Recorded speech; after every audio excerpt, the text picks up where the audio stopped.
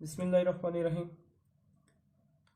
तो स्टूडेंट्स, जैसे कि आप सबको पता है, हमने अपनी एंडोक्राइन सिस्टम को स्टार्ट किया हुआ है। तो सबसे पहले आप लोगों से ये क्वेश्चन है, इससे जो पहले एंडोक्राइन सिस्टम का टॉपिक हुआ था उसका नेम बता दें प्लीज़। उसका नेम जल्दी से बताइएगा। कि हमने ग्रोथ हार्मोन को, जी, तो हमने ग्रोथ हार्मोन को बहुत ज़्यादा डिटेल में डिस्कस किया था। जो कि ग्रोथ हार्मोन जो कि आपकी ये एपीएल से रिलीज होता था, वहां से निकलता था, मीन के अंटीरियर पिट्यूटरी लोब से ये निकलता था। ठीक है जी, ये आप सबको पता है। और जब स्टिमुलस आता था ऊपर से ग्रोथ रिलीजिंग हार्मोन का। ठीक है जी। अब हम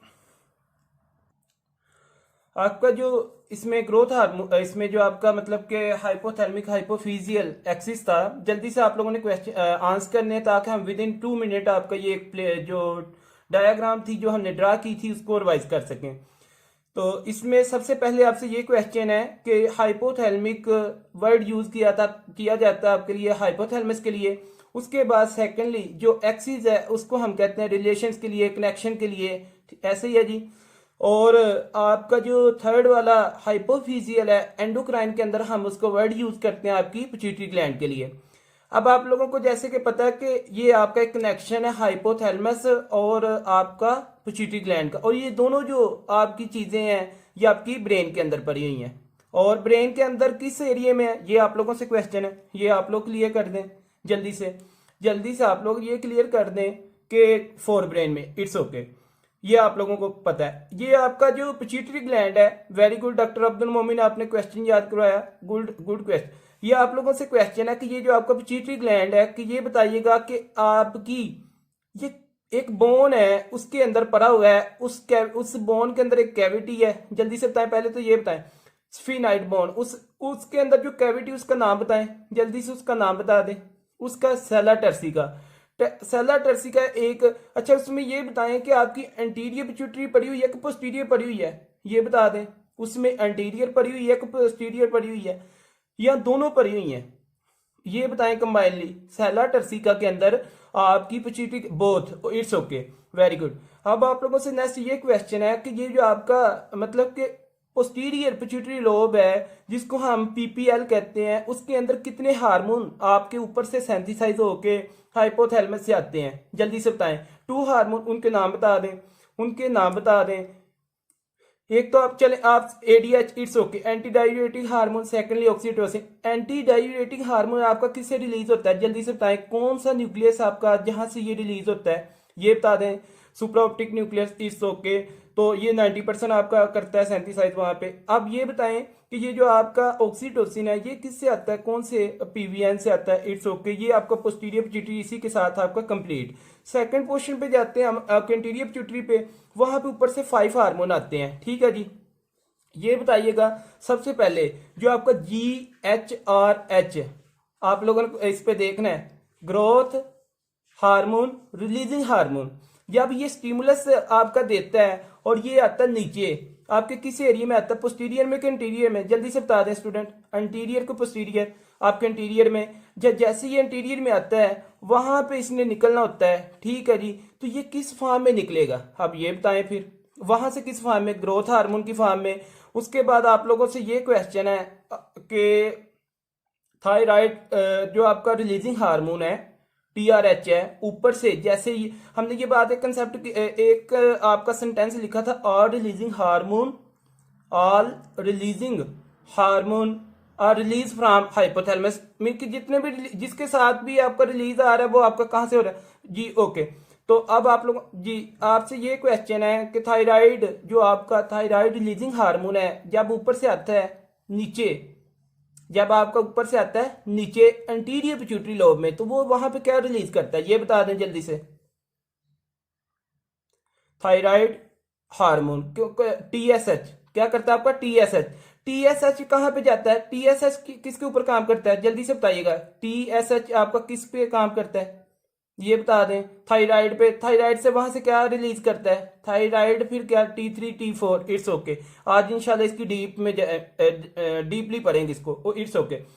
तो उसके बाद आपका कॉर्टिकोट्रोफिक रिलीजिंग हार्मोन आ जाता है, ठीक है। उसके बाद आपका लेक्टिन आ जाता है। ये सारी आपके मतलब 5 हार्मोन थे। उसके बाद आप गनेटोट्रोपिक रिलीजिंग हार्मोन आ जाता है। फिर आपका पार्स इंटरमीडिया से आपका एक हार्मोन निकलता है, उसका नाम बताइएगा। पार्स इंटरमीडिया से, पार्स इंटरमीडिया से आपका एक हार्मोन आता है जो कि इसका सेपरेशन करता है एंटीरियर को पोस्टीरियर से, एमएसएच। It's okay. चलें जी, आज का जो हमारा टॉपिक है स्टूडेंट, उसकी तरफ चलते हैं। ये तो आपकी सिर्फ एक रिवीजन थी, तो उसकी तरफ चलते हैं हम। ओके, तो इससे जो हमारा प्रीवियस लेक्चर था उसमें हमने ग्रोथ हार्मोन को डिस्कस किया था। जो आज हम डिटेल में डिस्कस करेंगे उसको, उसकी आप हेडिंग दे दें प्रोलैक्टिन। सबसे पहले आप हेडिंग दें यहाँ पे स्टूडेंट प्रोलैक्टिन की। तो ये आपका हार्मोन इंशाल्लाह हम डिस्कस करेंगे, प्रोलैक्टिन। प्रोलैक्टिन की हम बात करेंगे और इसके जितने भी क्लिनिकल पॉइंट ऑफ व्यू हैं, जितने भी इसके एमसीक्यूज हैं, पॉसिबल एमसीक्यूज हैं एग्जाम पॉइंट ऑफ व्यू से, आपके असेंबली प्लेब और पीएमडीसी को वो हम इंशाल्लाह इसमें कवर करेंगे। और इसमें ये है कि स्टूडेंट सबसे पहले तो आपसे ये क्वेश्चन है कि ये जो प्रोलैक्टिन है इसमें ये बताइएगा कि ये आपका एपीएल से आता है कि आपका पीपीएल से आता है, ये बताइएगा। आपका एपीएल से आता है कि पीपीएल से आता है? आप ना शॉर्ट फॉर्म याद रखिए करिएगा। किससे आता है? एबीएल, एपीएल, एपीएल से आपका एंटीरियर पिट्यूटरी लोब से आता है, ठीक है जी। ये आप लोगों को पता है। इसके बाद अब ये जो आपका एपीएल है ना, ये वहां से आपका जैसे निकलता है और इसका हमने डिफरेंट हार्मोन्स का आपका प्लेटफॉर्म भी ड्रा किया था, वो आप लोगों को बड़े अच्छे से पता है। अब हम ये जो आपका प्रोलैक्टिन हार्मोन है, ये आपका अब हमने देखना कि ये क्या करता है, इसके क्या काम है। और ये मोस्ट इंपॉर्टेंट हार्मोन है जो कि आपकी जी जी जाते हैं आगे, टेंशन नहीं लें आप लोग। और ये मोस्ट इंपॉर्टेंट हार्मोन आपका फीमेल के अंदर, लेकिन जो मेल में भी ये काम करता है वो भी आज हम इसके अंदर देखेंगे, ठीक है जी। तो प्रोलैक्टिन जो है ना आपका, मतलब इसके बारे में ये लिखें। सबसे पहला तो इसके बारे में एक पॉइंट लिखें कि prolactin is release from APL, ये लिखें। प्रोलैक्टिन, जो इंपॉर्टेंट चीजें होंगी वो हम यहां पे लिखेंगे। प्रोलैक्टिन इज रिलीज्ड, ये आपका रिलीज होता है फ्रॉम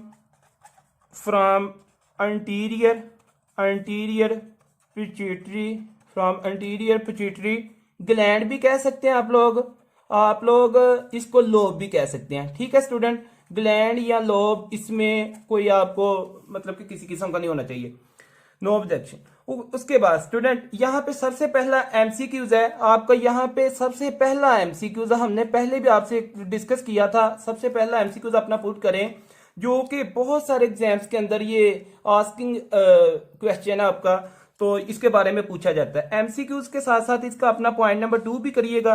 प्रोलैक्टिन, ये आपका एमसीक्यूज है, इसके ऊपर स्टार भी लगाएं, इंपॉर्टेंट एमसीक्यूज। और वाइवा में भी हॉस्पिटल के अंदर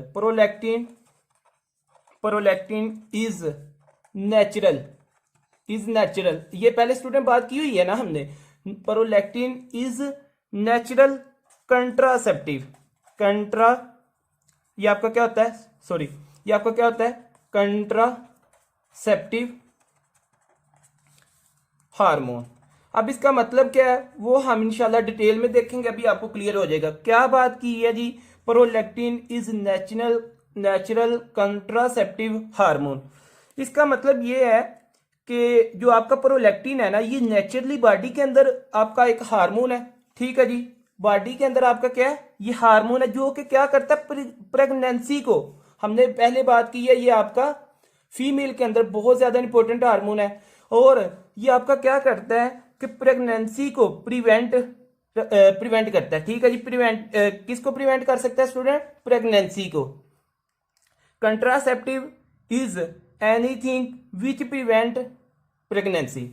तो इसका ये मतलब है प्रेगनेंसी को प्रिवेंट करने के लिए बाहर से लोग, आपको पता है कि मुख्तलिफ किस्म की क्या करते हैं, टैबलेट्स लेते हैं। ये तो आप लोगों को पता ही होगा कौन सी टैबलेट्स लेते हैं। आप लोगों ने नाम सुना होगा स्टूडेंट, ओसीपी, हमने आप लोगों से पहले बात की थी। ओसीपी का मतलब ये है कि ओरल कंट्रासेप्टिव पिल्स। क्या मतलब इसका, ये आप लोगों ने नाम सुना हुआ है स्टूडेंट्स? ओसीपी का नाम सुना हुआ है, बताइएगा। हेलो, आपको आवाज आ रही है? ओरल कंट्रासेप्टिव पिल्स ये टेबलेट्स ली जाती हैं जो कि ऐसे कपल्स जो चाहते हैं कि जी हम मतलब कि बेबी नहीं, बच्चे नहीं भी लेना चाहते, या वो फीमेल जो कहती है कि मैं कंसीव नहीं करना चाहती, प्रेग्नेंट नहीं होना चाहती, या प्रेगनेंसी को अचीव नहीं करना चाहती, तो वो बाहर से क्या करते हैं, वो टेबलेट्स लेते हैं in the form of oral contraceptive pills. Okay जी। उसके बाद सेकेंडली आप लोगों ने नाम सुना होगा, अगर किसी ने सुना है ठीक है, नहीं तो अभी सुन ले, आईयूडी। आईयूडी का मतलब ये है कि इंट्रा यूट्राइन डिवाइसेस, ये फीमेल यूज करती हैं, ठीक है जी। और ये भी आपकी यूज किया जाता है प्रेगनेंसी से, मतलब के बचने के लिए, प्रेगनेंसी से, प्रेगनेंसी को प्रिवेंट करने के लिए, ठीक है जी। तो ये फीमेल्स क्या करती हैं, मतलब कि यूज करती हैं बॉडी के अंदर। उसके बाद फिर जो नेक्स्ट एक हार्मोन है आपका प्रोलैक्टिन। कौन सा हार्मोन है? प्रोलैक्टिन। डॉक्टर साहब, ओके जी। तो अब आपकी बॉडी के अंदर एक हार्मोन होता है, अभी नेचुरली, जल्दी से आप लोगों से क्वेश्चन है, जो कि नेचुरली पाया जाता है बॉडी के अंदर, और जो कि बहुत ज्यादा इंपॉर्टेंट हार्मोन है फीमेल के अंदर। जल्दी से बताएं स्टूडेंट, कौन सा वो, जल्दी से बताएं। प्रोलैक्टिन। कौन सा हार्मोन है वो? प्रोलैक्टिन आपका हार्मोन है। अगर प्रोलैक्टिन के हम फंक्शन को स्टार्ट, अब प्रोलैक्टिन अपने फंक्शन स्टार्ट कर दे बॉडी में, या वो बॉडी के अंदर आज एक्टिव हो जाए, तो वो क्या करेगा, जल्दी से बता दें, वो क्या करेगा, आपकी प्रेगनेंसी को अचीव होने नहीं देगा, प्रेगनेंसी से प्रिवेंट करेगा। एक पॉइंट तो आपने ये भी पता चल गया, प्रोलैक्टिन की वजह से भी क्या हो रहा है, वो आपका नेचुरली हार्मोन है, और बॉडी के अंदर वो क्या करता है कि वो प्रेगनेंसी को अचीव नहीं होने देता। उसके बाद इसलिए जो आपका मतलब कि प्रोलैक्टिन हार्मोन है, इसको कंट्रासेप्टिव हार्मोन भी कहा जाता है। एक बात अब आप लोगों से एमसीक्यूज ये है हमारा कि आप लोगों ने बताना जल्दी से, बॉडी का अपना एक कंट्रासेप्टिव हार्मोन होता है, वो कौन सा है, जल्दी से बताएं। बॉडी का एक अपना कंट्रासेप्टिव हार्मोन होता है बॉडी का, जल्दी से बता दें। प्रोलैक्टिन। Very good. क्या होता है आपका? प्रोलैक्टिन। इस तरह आपको डिफरेंट एंगल से। उसके बाद आगे चलते हैं। अब ये जो आपकी कंट्रासेप्टिव है ना, अगर कंट्रासेप्टिव को हम आगे बहुत ज्यादा डिटेल में पढ़ते भी हैं, इसको प्रूव भी करेंगे ये कैसे होता है। उसके बाद हम थोड़ा आगे चलते हैं। प्रोलैक्टिन के फंक्शन लिखे आगे, आप लोग हेडिंग दे दें, function of prolactin. Heading student दे दें प्रोलैक्टिन के फंक्शन ऑफ प्रोलैक्टिन के भाई इसके फंक्शन, इसी के फंक्शन के अंदर आपको समझ आ जाएगी। फंक्शन ऑफ प्रोलैक्टिन के ये जो प्रोलैक्टिन है इसके फंक्शन क्या है। तो प्रोलैक्टिन का एक फंक्शन आप सबको पता है, बड़े अच्छे से पता है, और आप वो बताएंगे, जल्दी से बताएं। सबसे पहला फंक्शन आप सब बताएं जी, आप सबको पहले पता है, हमने बात बताई हुई है। आपकी क्या करता है? मिल्क की प्रोडक्शन। क्या करता है? मिल्क की जो प्रोडक्शन है डन बाय प्रोलैक्टिन। तो सबसे पहला फंक्शन लिखें आप लोग, प्रोलैक्टिन। अपने नोट्स बनाते जाएं जल्दी से। प्रोलैक्टिन हेल्प, ये आपकी हेल्प करता है इन मिल्क प्रोडक्शन। ये तो आप सबको जी समझ है। उसके बाद और अब आप लोगों से ये क्वेश्चन है, और जो प्रोसेस, जिस प्रोसेस में वो मिल्क आता है, मतलब मिल्क की प्रोडक्शन होती है, उसको क्या कहते हैं? अब ये बताएं आप लोग कि जो जिस प्रोसेस में मतलब कि आपका मिल्क, उसको हमने बात की थी लैक्टोजिनेसिस। स्टूडेंट याद है कि नहीं आपको? क्या होती है? लैक्टोजिनेसिस। Very good. क्या होता है जी? लैक्टोजिनेसिस। लैक्टोजिनेसिस क्या है? ये आपका मिल्क प्रोडक्शन का प्रोसेस। लैक्टो जहां पे भी आ जाए, इसका मतलब क्या है जी?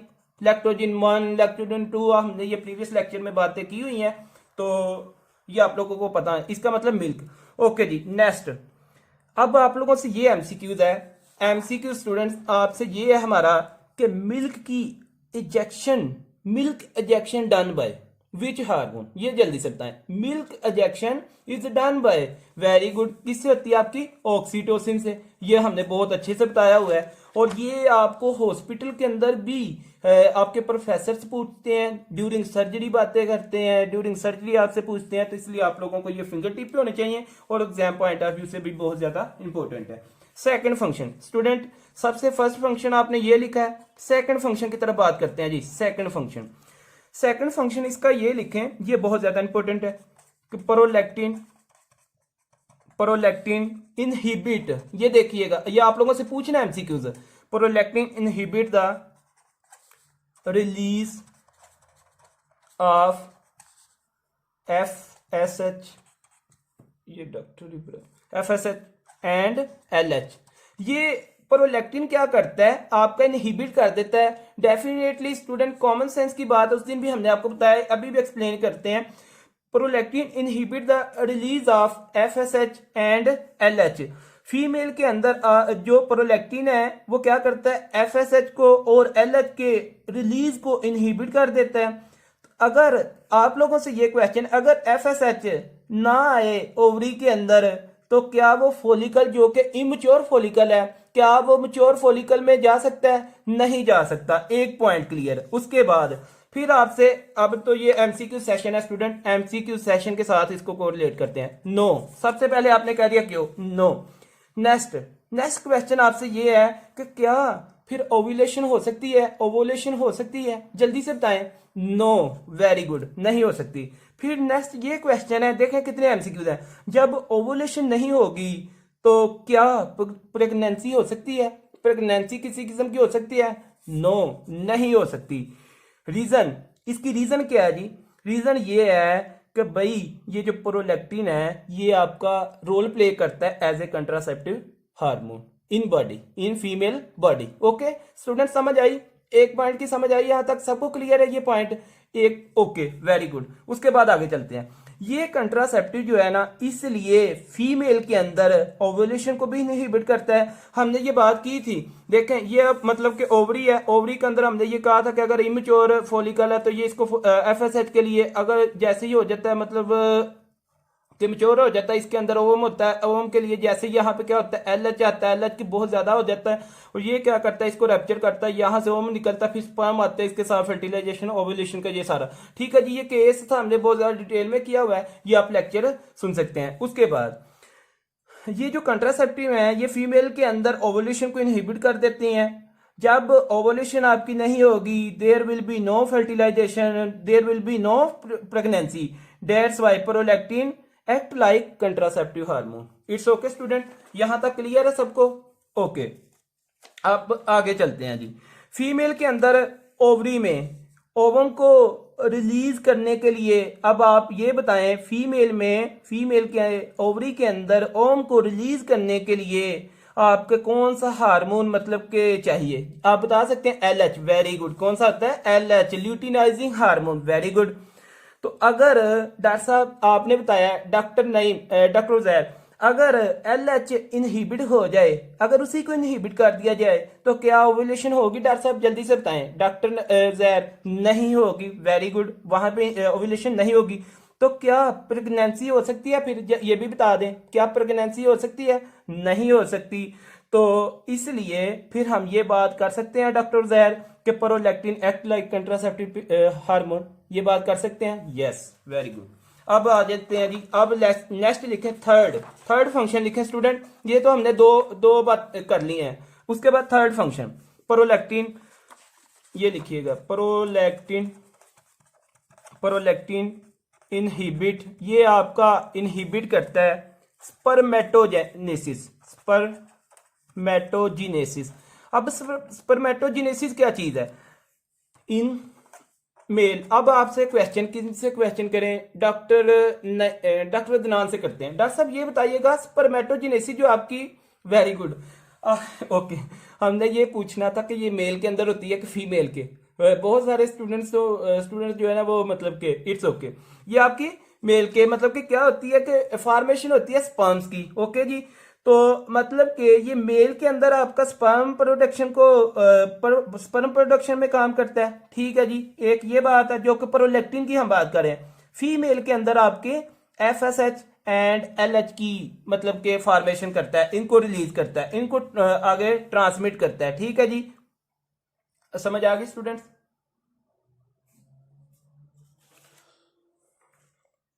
ओके, तो इनके लिए वो काम करता है, इनकी प्रोडक्शन करता है।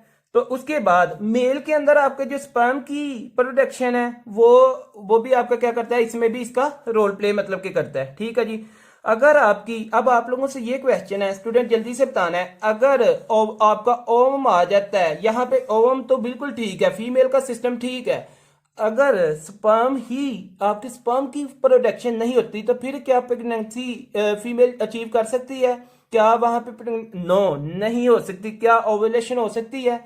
There will be no ovulation. क्या मतलब कि फर्टिलाइजेशन हो सकती है किसी किस्म की? नो। तो फर्टिलाइजेशन नहीं होगी तो आप ये बताएं तो क्या फिर ये आपका प्रोलैक्टिन आपकी as a contraceptive role play कर रहा है कि नहीं कर रहा? ये बता दें। इट्स ओके, वेरी गुड, ये आपका कार्य है। तो मेल के लिए कंट्रासेप्टिव इसलिए है कि उसमें जो स्पर्म सेल्स हैं, स्पर्म सेल की जो प्रोडक्शन है उसको वो क्या कर देता है? स्टॉप कर देता है। ये आपको पता। स्टूडेंट आप ये फोर्थ अपना फंक्शन भी लिखें और किसी भी एग्जाम के अंदर चले जाएं, ये इसमें ना आप 6 स्टार लगाएं। कितने स्टार आपने लगाने हैं? 5 से 6 स्टार लगाएं और किसी भी एग्जाम में चले जाएं, ये एमसीक्यू आता है। ठीक है जी, और बहुत ज्यादा इंपॉर्टेंट एमसीक्यूज है और आप लोगों से ये पूछा भी जाएगा। ओके जी, इसको हम डिफरेंट कलर से भी लिखते हैं। इसमें ये है कि डोपा, आप लोगों ने ये नाम सुना हुआ है डोपामीन का? डोपामीन का नाम सुना हुआ है स्टूडेंट? डोपामीन जी। तो डोपामीन आपका होता है, इसमें एमसीक्यूज भी लिखे ऊपर एमसीक्यूज। ये जो डोपामीन है, डोपामीन इज न्यूरोट्रांसमीटर, ऐसे ही है जी। डोपामीन आपका क्या होता है? ये न्यूरोट्रांसमीटर है। ये एक नर्व से, ये एक नर्व से दूसरी नर्व से मतलब कि सिग्नल को क्या करता है? ट्रांसमिट करता है। स्टूडेंट न्यूरो ट्रांसमीटर है, इसलिए ये एक नर्व से सिग्नल को दूसरी नर्व में क्या करता है? सिग्नल को ट्रांसमिट करने में रोल प्ले करता है, मीन कि ब्रेन के अंदर। इसलिए आप ये आगे पॉइंट लिखें कि dopamine is also known as prolactin. ये आप लोगों से एमसीक्यू तो होगा स्टूडेंट। इनहिबिटिंग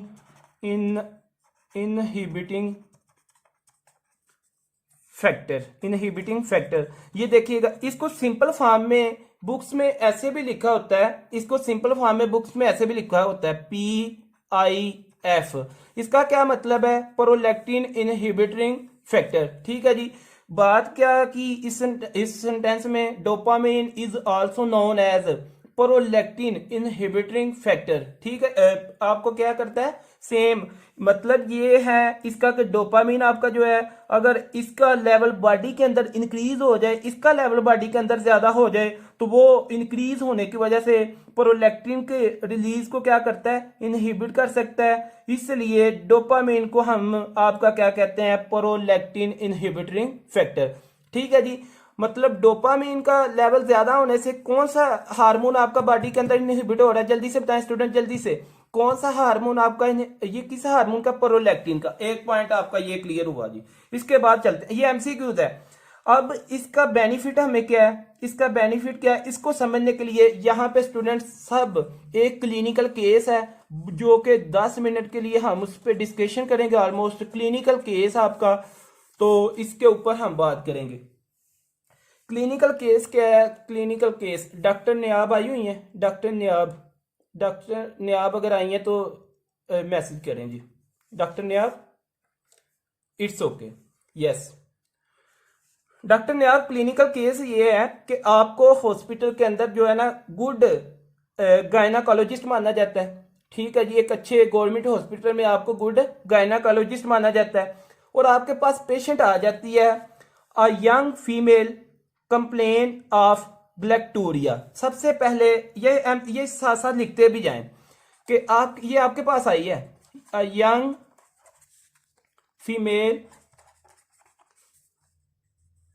फीमेल कंप्लेन, वो कंप्लेन करती है ऑफ ग्लैक्टोरिया।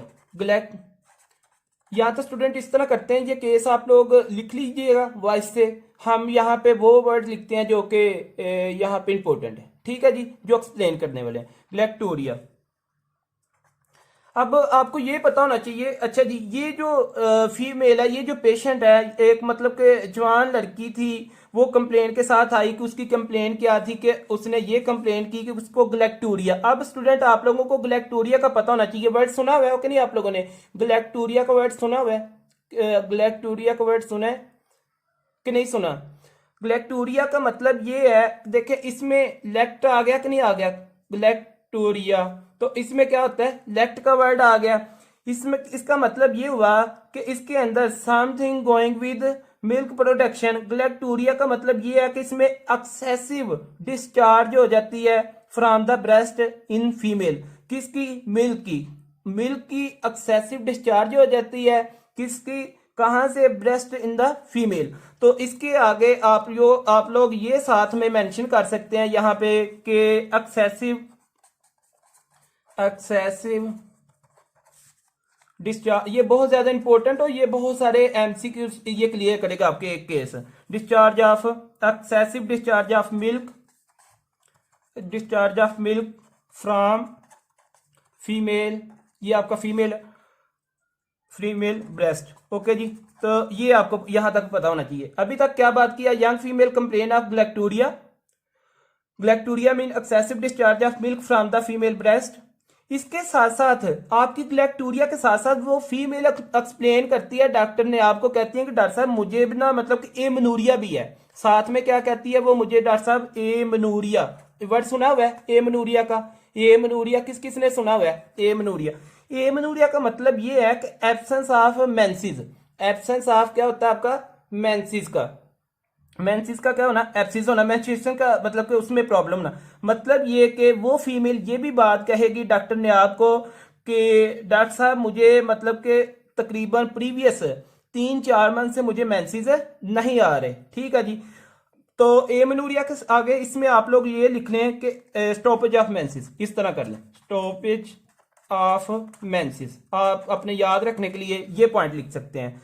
उसके बाद फीमेल वही पेशेंट डॉक्टर ने आपसे ये बात करेंगी कि डॉक्टर साहब मुझे ना लॉस ऑफ लिबिडो भी है। लॉस ऑफ लिबिडो क्या होती है जी, लॉस ऑफ लिबिडो का आपका ये इसका मतलब ये है कि वो फीमेल ये भी बात करेगी कि डॉक्टर साहब मुझे ना मतलब कि सेक्सुअल डिजायर्स जो है ना बहुत डिक्रीज सेक्सुअल डिजायर्स, या फिर वो ये बात, इसका मतलब ये है कि decrease sexual excitement most likely will be diagnose. ये बात है। अब उन्होंने ये बात की कि भाई मोस्ट लाइकली डायग्नोस क्या हो सकता है, कि ये डॉक्टर ने आपके पास ऐसे मतलब केस आया मोस्ट लाइकली डायग्नोस, कि भाई डायग्नोस हमने बताना है, उस फीमेल को ग्लैक्टोरिया भी है, उस फीमेल को एमनूरिया भी है, उस फीमेल को में एक ये भी कंप्लेन है कि लॉस ऑफ लिबिडो की भी।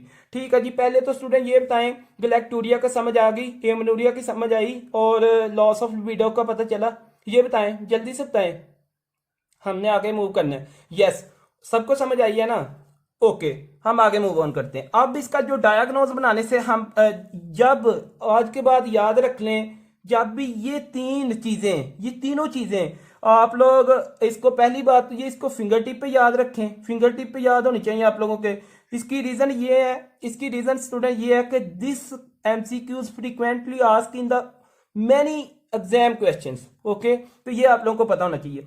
एक यंग फीमेल है, वो डॉक्टर ने आपके पास मतलब प्रेजेंट हुई, मतलब कि वहां पे आई, उसमें एक पॉइंट ग्लैक्टोरिया का था, उसमें सेकंड पॉइंट था कि भाई उसमें एमनूरिया भी था, फिर थर्ड पॉइंट ये कि लॉस ऑफ लिबिडो। तीनों चीजें अगर ये यंग फीमेल में आ जाएं तो what will be the case in this female. तो देखें जी, जब भी ये तीनों चीजों का लेवल इंक्रीज हो तो एक तो हमें पता चल रहा है यहां से स्टूडेंट, एक पॉइंट आप लोगों ने बताना है, जब मिल्क की ज्यादा प्रोडक्शन होगी तो बॉडी के अंदर कौन सा हार्मोन आपका ज्यादा, मतलब के किस हार्मोन का लेवल ज्यादा होगा। एक पॉइंट, वेरी गुड, एक पॉइंट तो हमें ये पता चला कि प्रोलैक्टिन तो भाई ज्यादा होना ही होना है, ऐसे ही है जी।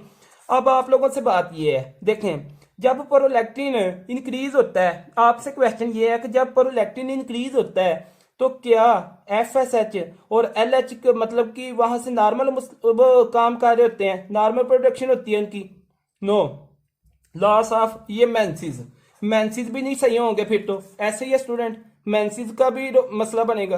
ओके, उसके बाद मेंसेस के बाद अब एक और पॉइंट है, इसके बाद हम नेक्स्ट उसकी बात करते हैं, लॉस ऑफ लिबिडो की भी, आप अभी स्टूडेंट का मसला, लॉस ऑफ लिबिडो की भी बात करते हैं आगे।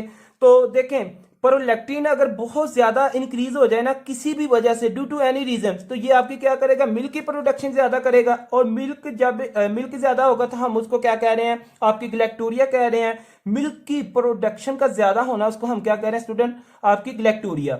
Milk production done by which hormone, prolactin hormone. अगर प्रोलैक्टिन का लेवल एक्सेसिवली मैसिवली आपका इंक्रीज हो जाए तो there will be excessive discharge of milk production from the breast in the female।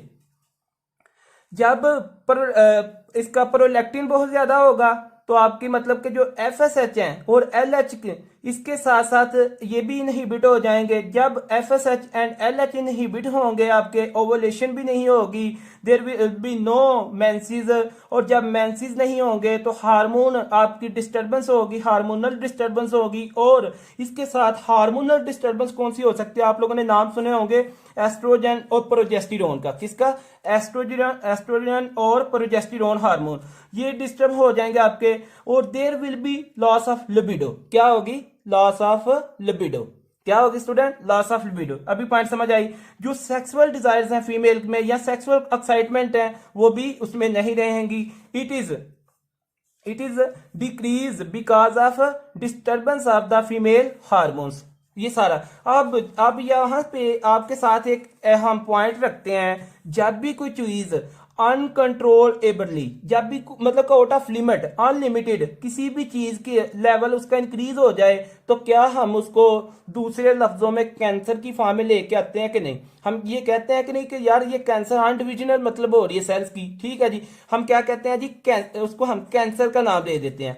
लेकिन अब यहां पे याद रखें, आपको उसका हम कैंसर शो करते हैं, लेकिन ये ऐसा कैंसर है, ये आपका जो अभी बात ये केस के मुताबिक ये आपका एक ऐसा कैंसर है जिसमें आपका कौन सा हार्मोन इंक्रीज हो रहा है, जल्दी से बताएं कौन सा हार्मोन इंक्रीज हो रहा है, जल्दी से बता दें। प्रोलैक्टिन। कौन सा, प्रोलैक्टिन का हार्मोन इंक्रीज हो रहा है। इसलिए स्टूडेंट इस कैंसर को हम कहते हैं प्रोलैक्टिनोमा। आपको समझ आई, प्रोलैक्टिनोमा। तो फिर मोस्ट लाइकली डायग्नोज डॉक्टर नियाब ने क्या बनाया कि ये प्रोलैक्टिनोमा है, प्रोलैक्टिनोमा। स्टूडेंट समझ आ गई। तो हमारा पॉइंट यहां तक ये पहुंचा था कि हमने ये बात की अगर कोई भी चीज एक आउट ऑफ लिमिट अनकंट्रोलेबल में हो जाए तो उसको हम कैंसर की फॉर्म में एक दूसरे लफ्जों में लेते हैं। लेकिन यहाँ पे क्या आपका कौन सा हार्मोन इंक्रीज हो रहा है, वो आपका प्रोलैक्टिन है। तो इसलिए हमने क्या कर दिया, हमने ये कहा कि प्रोलैक्टिन आपका अनलिमिटेड हो रहा है उसकी सेक्रीशन प्रोडक्शन, तो प्रोलैक्टिनोमा, ये हमने इसको कैंसर का नाम दे दिया। इस कैंसर में क्या होता है, आपका एक्सेसिवली मैसिवली आपका जो प्रोलैक्टिन हार्मोन है उसका लेवल बॉडी में ज्यादा हो जाता है। तो ये आपको पॉइंट क्लियर होना चाहिए। नेक्स्ट क्वेश्चन, और प्रोलैक्टिन आपका, ये स्टूडेंट्स आपसे क्वेश्चन है कि प्रोलैक्टिन आपका एपीएल से आता है कि पीपीएल से आता है, ये बताइएगा। अब ये क्वेश्चन है, आपका एपीएल से आता है। कहां से आता है जी, एपीएल मीन के एंटीरियर पिट्यूटरी लोब से आता है, एंटीरियर पिट्यूटरी ग्लैंड से आपका आता है। इसके अंदर उस एरिया के अंदर आपका क्या होगा, मीन के कैंसर होगा। फिर देखें ना स्टूडेंट, उस एरिया के अंदर ही कैंसर होगा ना, आपका एपीएल के अंदर ही होगा। क्या होगा, उसी के अंदर होगा स्टूडेंट। ओके, तो वहां जहां पे आपका प्रोलैक्टिन की सिक्रीशन होती है वहां पे आपके क्या होगा, प्रोलैक्टिनोमा। इनडायरेक्टली जो कैंसर आपका प्रोलैक्टिनोमा इनडायरेक्टली शो कर रहा है आपके एंटीरियर पिट्यूटरी लोब को, कि भाई रीजन आपकी वहां पे है, ठीक है जी। अब हम आपकी जो एंटीरियर पिट्यूटरी ग्लैंड है इसके अंदर हम देखते हैं कि कुछ होते हैं स्पेसिफिक मतलब के सेल्स होते हैं इनके अंदर जो कि रिलीज करते हैं इन हार्मोन्स को। अब हम उनकी तरफ जाते हैं कि जो आपका प्रोलैक्टिन है उसको कौन मतलब कि कौन सा सेल आपका इसमें रिलीज करता है उसके बारे में यहाँ पे एक डायग्राम इसकी ड्रा करते हैं। ये देखिएगा, ये आपकी क्या है जी, फर्ज करें कि ये आपकी क्या है जी, फर्ज करें जी ये आपकी हमने बना दी एक पिट्यूटरी ग्लैंड, ये उसकी क्या है जी, एपीएल। ये क्या स्टूडेंट, एपीएल। अब एपीएल के अंदर आपके यहाँ पे कुछ होते हैं स्टूडेंट सेल्स। क्या होते हैं, सेल्स होते हैं। अब इनमें से जो एक सेल होता है ना वो आपका रिलीज करता है, मतलब कि डिफरेंट तरह के यहाँ पे वैसे तो सेल पाए जाते हैं हर हार्मोन के लिए, लेकिन इन सेल में से एक सेल ऐसा सेल है जो कि आपका रिलीज करता है आपकी प्रोलैक्टिन को, और उस सेल को जो नाम हम देते हैं लैक्टोट्रोप्स। क्या देते हैं उसको स्टूडेंट नाम? लैक्टोट्रोप्स। लैक्टोट्रोपिक सेल भी कहते हैं उसको, लैक्टोट्रोपिक भी कह सकते हैं आप, और इसको आप ये भी कह सकते हैं लैक्टोट्रोप्स। लैक्टोट्रोप्स भी आप कह सकते हैं, ठीक है जी। ये आप इसका सेल है। और ये अब देखें यहाँ पे वर्ड आ गया आपका लैक्टो। लैक्टो जहां पे भी फिर आ जाता है वर्ड, उसके लिए हम क्या कहते हैं स्टूडेंट? जल्दी से बताएं। जहां पे भी आपका लैक्ट का वर्ड आ जाता है उसका ये किसका इंडिकेटर है? आपके किसका है? मिल्क का। लैक्टोट्रॉप्स ये आपका सेल है जो कि आपकी रिलीज करता है प्रोलैक्टिन हार्मोन को। अगर इस लैक्टोट्रॉप्स सेल का कैंसर हो जाए तो एंटीरियर पिट्यूटरी ग्लैंड के अंदर उसमें फिर ये बताएं कि क्या प्रोलैक्टिन का हार्मोन जो प्रोलैक्टिन का लेवल बॉडी के अंदर कम होगा कि ज्यादा होगा? जल्दी से स्टूडेंट आपसे ये क्वेश्चन है, क्या बॉडी के अंदर प्रोलैक्टिन का हार्मोन लेवल मोर होगा, ज्यादा होगा? ये भी आपको पॉइंट क्लियर हो गया। जब आपकी कोई भी चीज, जब मतलब कि आपके प्रोलैक्टिन का लेवल जो है मैसिवली आपका मतलब कि ज्यादा होगा बॉडी के अंदर, और पेशेंट आपका क्या डेवलप करेगा? जल्दी से बता दे। पेशेंट आपका 3 चीजों में डेवलप करेगा, जो कि हमने यंग फीमेल की बात की थी। पेशेंट आपकी 3 चीजों के साथ आपके साथ प्रेजेंट करेगी। जल्दी से आप लोगों ने वो 3 चीजें यहाँ पे बतानी है। सबसे पहले क्या होता था? अगर मैसिवली आपकी एमेनोरिया, ओके, आपकी क्या होती है जी? एमेनोरिया, चले आपकी बात मान ली। फिर ये बताएं, उसके बाद ग्लैक्टोरिया। वेरी गुड स्टूडेंट्स, ग्लैक्टोरिया होता है। फिर ये थर्ड पे बताएं, एक और पॉइंट था, एक और था loss of libido. Very good, क्या था? Loss of libido. तो ये 3 चीजें, ये 3 क्लासिकल फीचर्स उस पेशेंट में आपको मिलेंगे। अब स्टूडेंट अगर हमने देखें, अगर हमें उस फीमेल में डॉक्टर ने आपको ये 3 फीचर मिले हैं, तो डॉक्टर ने आपका ये भी राइट बनता है कि उस फीमेल को किसी किस्म की अच्छी मेडिसिन भी दे। बनता है कि नहीं बनता? ये बता दें। बनता है ना? ओके। अब डॉक्टर ने आप क्या करेंगी? उनकी मेडिसिन के लिए देखेंगी कि भाई उनको मेडिसिन कौन सी देनी है। अगर ये 3 फीचर आ जाए तो अब हम इसमें उसको ड्रग ऑफ चॉइस बताएंगे कि भाई आपने कौन सी देनी है। डॉक्टर ने आपने उनको ड्रग बतानी है। हेडिंग दे दें, drug of choice for prolactinoma. Student heading दे दें, ड्रग ऑफ चॉइस। ड्रग, ये शॉर्ट फॉर्म में लिखा करें क्योंकि हॉस्पिटल के अंदर शॉर्ट फॉर्म में लिखते हैं। Drug of choice for prolactinoma, ठीक है जी। प्रोलैक्टिनोमा, ये जो आपका कैंसर हुआ है प्रोलैक्टिन का, तो इसके लिए मतलब कि फीमेल को हम फिर कौन सी ड्रग ये डॉक्टर ने आप देंगी?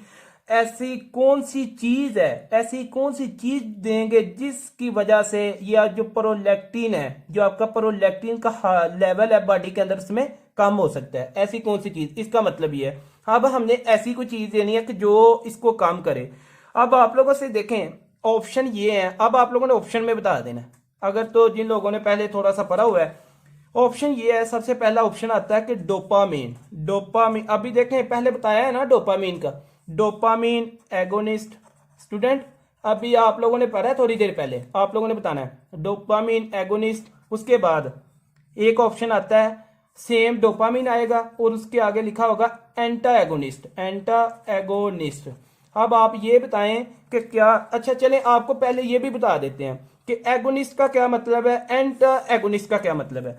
जो आपका एगोनिस्ट होता है ना, ये आप इस तरह करें कि जो जैसा मतलब कि डोपामीन की तरह सेम काम करेगा, ठीक है जी।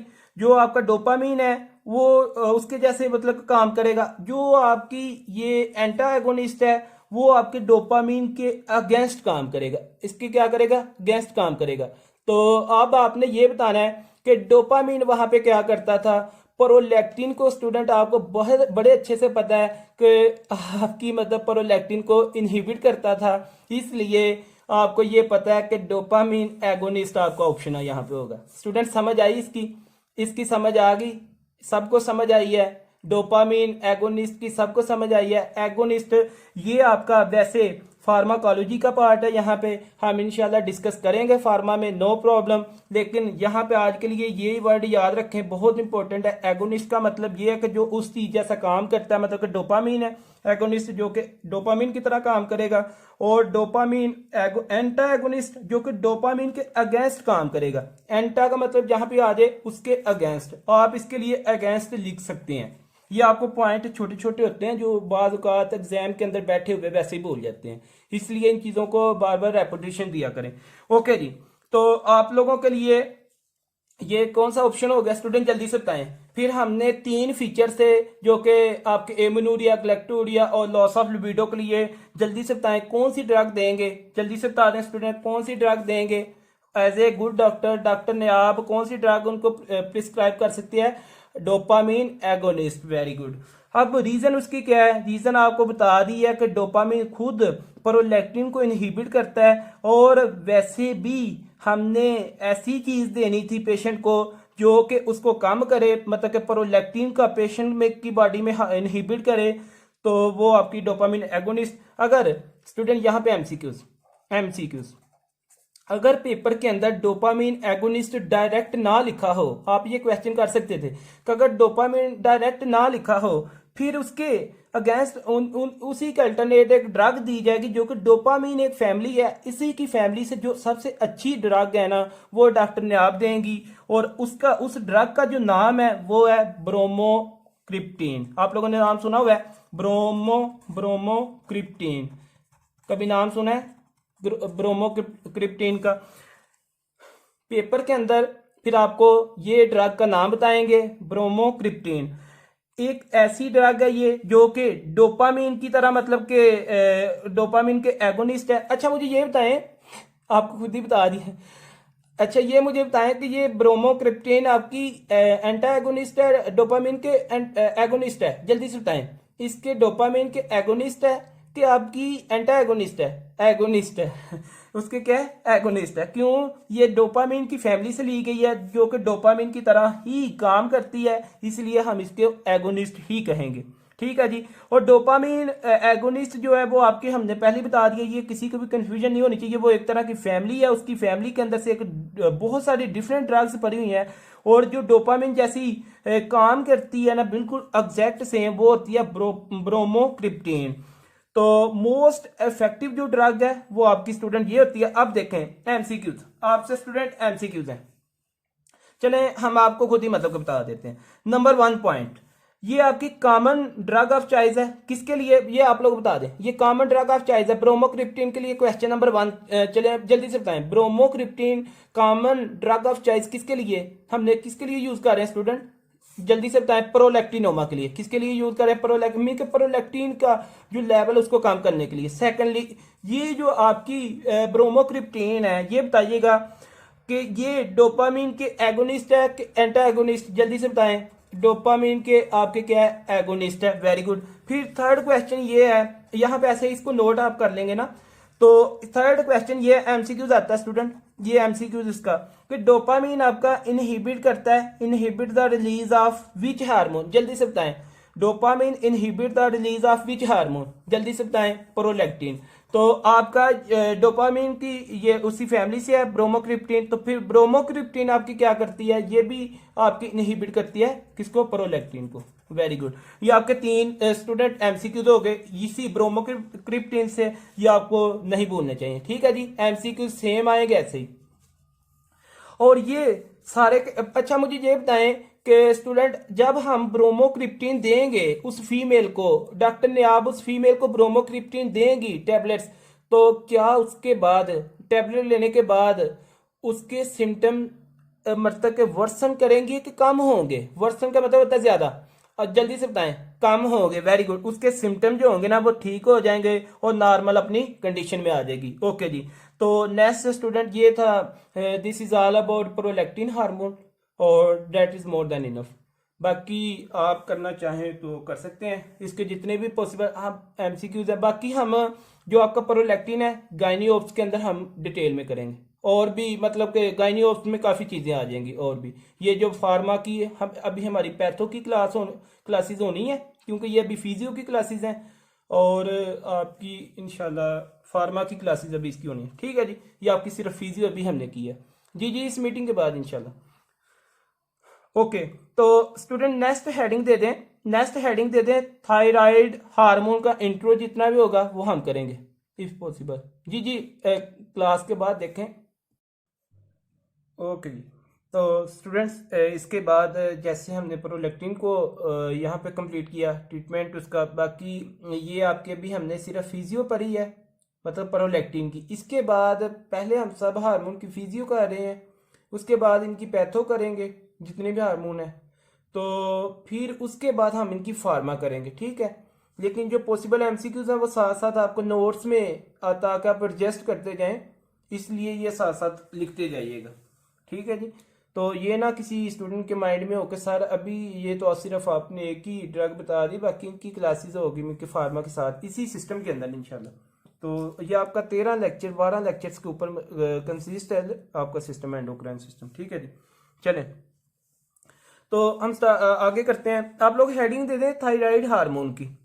अभी थायराइड हार्मोन की हेडिंग दे दें स्टूडेंट के व्हाट इज थायराइड हार्मोन। ये हम इसके बारे में अभी बातें करते हैं जितने भी इस सेक्शन में आएंगी।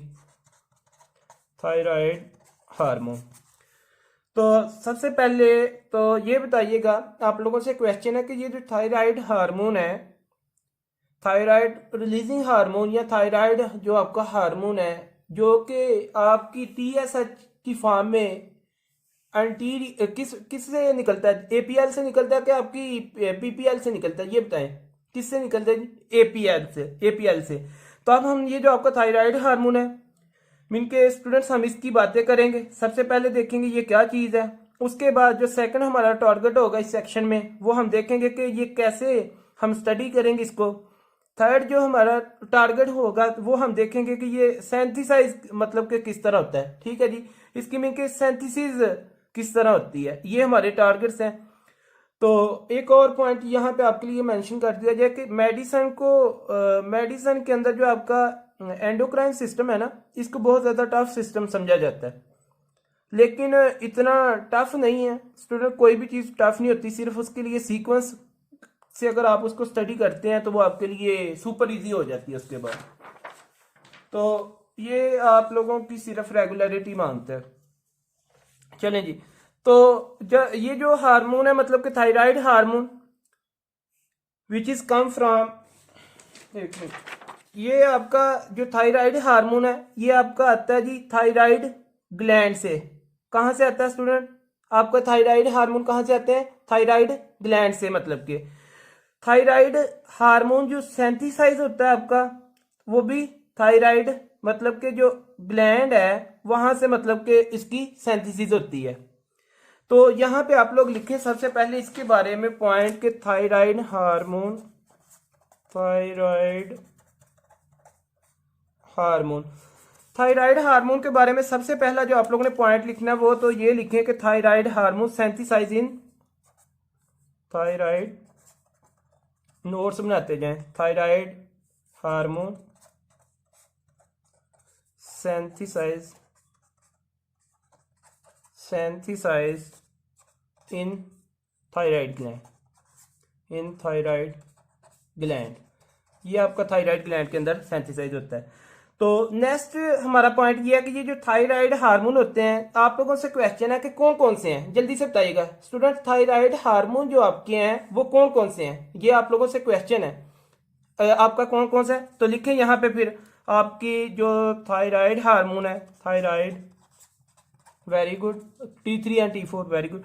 अब यहाँ पे देखिएगा थायराइड हार्मोन और नॉट 2, आप लोगों ने आज के बाद 2 नहीं कहना, कितने कहना है? 3। अब वो कौन कौन से हैं देखें, T3, T4 and calcitonin, calcitonin, ठीक है जी। T3, T4 एंड कैल्सिटोनिन, ये आपके ऐसे हार्मोन है जो कि आपके थायराइड ग्लैंड से मतलब के रिलीज होते हैं, ठीक है स्टूडेंट। ये 3 आप लोगों ने याद रखने हैं। फर्स्ट पॉइंट तो आपका ये है।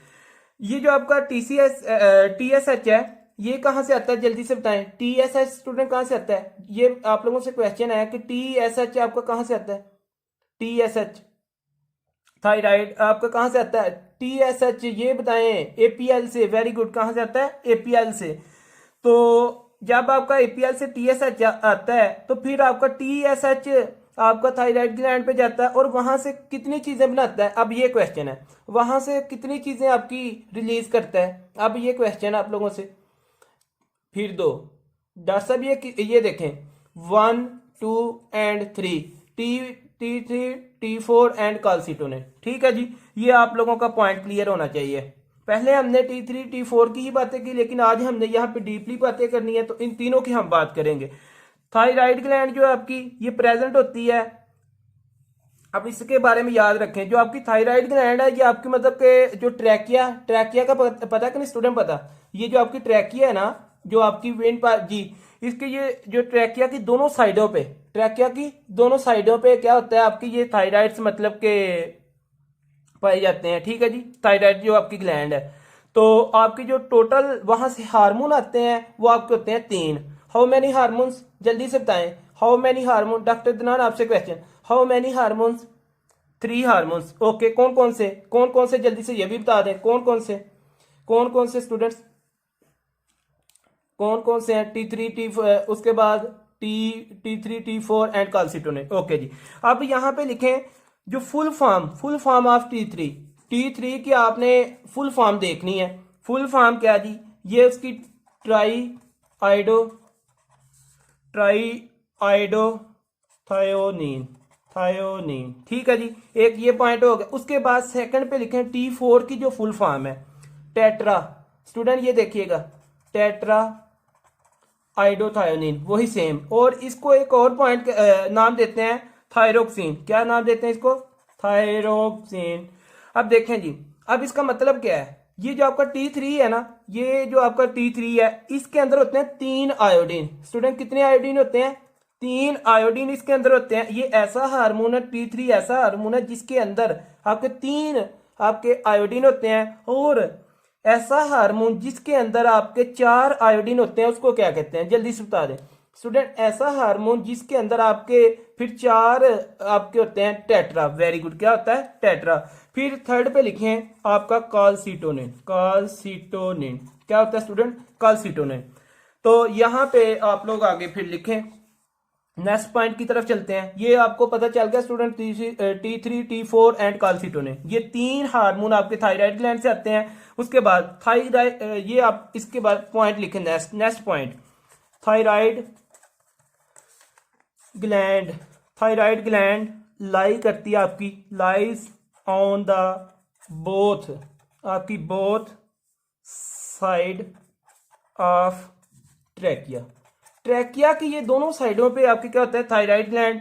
इसका मतलब ये है कि जो आपका मतलब कि थ्रोट है ना, गला मिन के थ्रोट, आपके थ्रोट के अंदर आपको होता है ट्रैकिया, जिसको हम विंड पाइप भी कहते हैं आपका। उसके अंदर दोनों साइडों में आपकी थायराइड ग्लैंड पाई जाती है। अब यहाँ पे हम इसकी एक छोटी सी डायग्राम ये आपके सामने रखते हैं, मतलब कि ये कैसे, फर्ज करें ये आपकी क्या है जी, ये आपकी क्या है, ट्रैकिया। स्टूडेंट्स ये क्या है, ट्रैकिया। अब इस ट्रैकिया के यहाँ पे भी, अब यहाँ पे एक एमसीक्यूज आता है, एमसीक्यूज आपने फोकस करना है। अब ये ऐसे आपकी क्या है, और ये आपकी थायराइड ग्लैंड्स हैं 1 एंड 2 दोनों साइडों पे, राइट एंड लेफ्ट। अब ये एक चीज से ना यहाँ पे ये अटैच होती हैं दोनों। स्टूडेंट ये दोनों थायराइड जो आपकी ग्लैंड्स हैं, ये हमने दोनों तरफ बनाई, ट्रैकिया के दोनों तरफ 2 आपकी थायराइड ग्लैंड्स हैं। और अब जल्दी से बताइएगा, how many thyroid glands we have, जल्दी से बताएं स्टूडेंट। अब ओके, कितनी, 2 हो गई। कौन कौन सी साइड पे, दोनों राइट साइड पे है कि दोनों लेफ्ट साइड पे हैं, ये क्वेश्चन है। दोनों राइट साइड पे है कि दोनों लेफ्ट साइड पे हैं, बोथ साइड पे। वेरी गुड, दोनों आपकी एक लेफ्ट साइड पे, एक लेफ्ट साइड पे। लेकिन इन दोनों को जिसने कनेक्ट किया हुआ है, जो कनेक्शन बनाता है, दोनों को जो अटैच करता है, और दोनों को जिसने आपस में मिलाया हुआ है ट्रैकिया के लेवल के ऊपर, लेफ्ट और राइट को आपस में जो अटैच करता है, स्टूडेंट आज के बाद याद रखें, इसको कहते हैं इस्थमस। क्या कहते हैं इसको, इस्थमस। इसको क्या कहते हैं, इस्थमस। वर्ड सुना हुआ है कि नहीं, इस्थमस। ये आपका इस्तेमा से एक पर्दा होता है जो कि आपकी लेफ्ट थायराइड को राइट थायराइड से क्या करता है, आपस में कनेक्शन इन दोनों का करता है। ठीक है जी, इस्तेमा का आपको पता होना चाहिए, इसका एमसीक्यूज आपके साथ शेयर किया जाता है। अब इस्तेमा से ये जो पर्दा है इसका बेनिफिट क्या है, एक तो बेनिफिट यही है कि ये दोनों को आपस में कनेक्ट कर रहा है। तो यहाँ पे हमें मतलब इसको देखना है इसके फंक्शंस क्या हैं। ठीक है जी, अब इसके फंक्शंस की अगर हम बात करते हैं तो देखें, एग्जाम्पल स्टूडेंट आप लोगों को देंगे इस्तेमाल की समझने के लिए, बहुत ज्यादा इंपॉर्टेंट है। एज ए गुड डॉक्टर हर स्टूडेंट को पता होना चाहिए, ये पॉइंट हर स्टूडेंट के लिए बहुत ज्यादा इंपॉर्टेंट है। नंबर 1, ये जो आपका इस्तेमाल है, फर्ज करें एक बंदा है, अभी डॉक्टर दनान जो है वो गुड डॉक्टर हैं हॉस्पिटल के अंदर, इन्होंने जितनी भी हिस्ट्री है सारी इनके ऊपर इंप्लीमेंट करेंगे हम। ओके, तो एक बंदा है, वो मतलब उसका रोड एक्सीडेंट हुआ, रोड ट्रैफिक एक्सीडेंट हुआ, और वो जो बंदा है वो सांस तक नहीं ले सकता, मतलब कि आफ्टर एक्सीडेंट उसको वो बंदा जो है सांस तक नहीं ले सकता। तो डॉक्टर दनान वहां पे एज ए गुड डॉक्टर, ठीक है जी, अब जब वो ये डॉक्टर दनान वहां पे जाते हैं, या इस तरह कर लें, एक रोड है ट्रैफिक एक्सीडेंट की एग्जांपल, एक तो ये होगी रोड ट्रैफिक एक्सीडेंट, एक ये, उसके बाद सब में हम हर डॉक्टर को मतलब कि कंसीडर करें, एक तो रोड ट्रैफिक एक्सीडेंट एग्जांपल, उसके बाद फर्ज करें कि किसी जगह पे मतलब कि इमरजेंसी अर्थक्वेक किसे कहते हैं, जल्जले को क्या कहते हैं, अर्थक्वेक, किसी जगह पे ये आपका अर्थक्वेक मतलब कि हुआ है, ठीक है जी, आया है, उस एरिया में आप लोगों को जाना पड़ गया, आप में से जितने भी डॉक्टर किसी को जाना पड़ गया, एक वो बात होगी, या फिर किसी जगह पे फ्लड वगैरह आया है, ठीक है जी, ये पॉइंट। तो इन सारी चीजों में क्या ये होता है, डिजास्टर्स, मतलब इसको इस कंडीशन का नाम दिया। सबसे पहले हमारी देखें स्टूडेंट, इन सब में जितने भी लोग जख्मी हुए होंगे या कोई भी उनके साथ मसला हुआ, जितने भी पेशेंट होंगे, as a good doctor, doctor Danan, doctor Uzair, doctor Mustafa, doctor Rusa, doctor Nayab, ये हमारी एक टीम गई है डॉक्टरों की। तो इस एरिया में इन सबको क्या करने के लिए, फर्स्ट एड लेने के लिए, तो सबसे पहले हमारी जो वहां पे प्रायोरिटी होगी as a good doctor sorry, as a good doctor हम स्टूडेंट पेशेंट की क्या करेंगे, सबसे पहले जिंदगी में याद रखें, कोई भी पेशेंट हो उसकी सेव करते हैं, सिक्योर करते हैं, प्रोटेक्ट करते हैं एयरवे को। किसको स्टूडेंट, एयरवे को। ये आज के बाद अपने माइंड में याद रख लें, कोई भी ऐसी कंडीशन बन जाए जिसमें आपको मतलब कि जरूरत फर्स्ट एड देने, सबसे पहले आपने एयरवे मेन के जो पेशेंट होगा उसकी सांस को आपने पहले सेव करना है, सिक्योर करना है।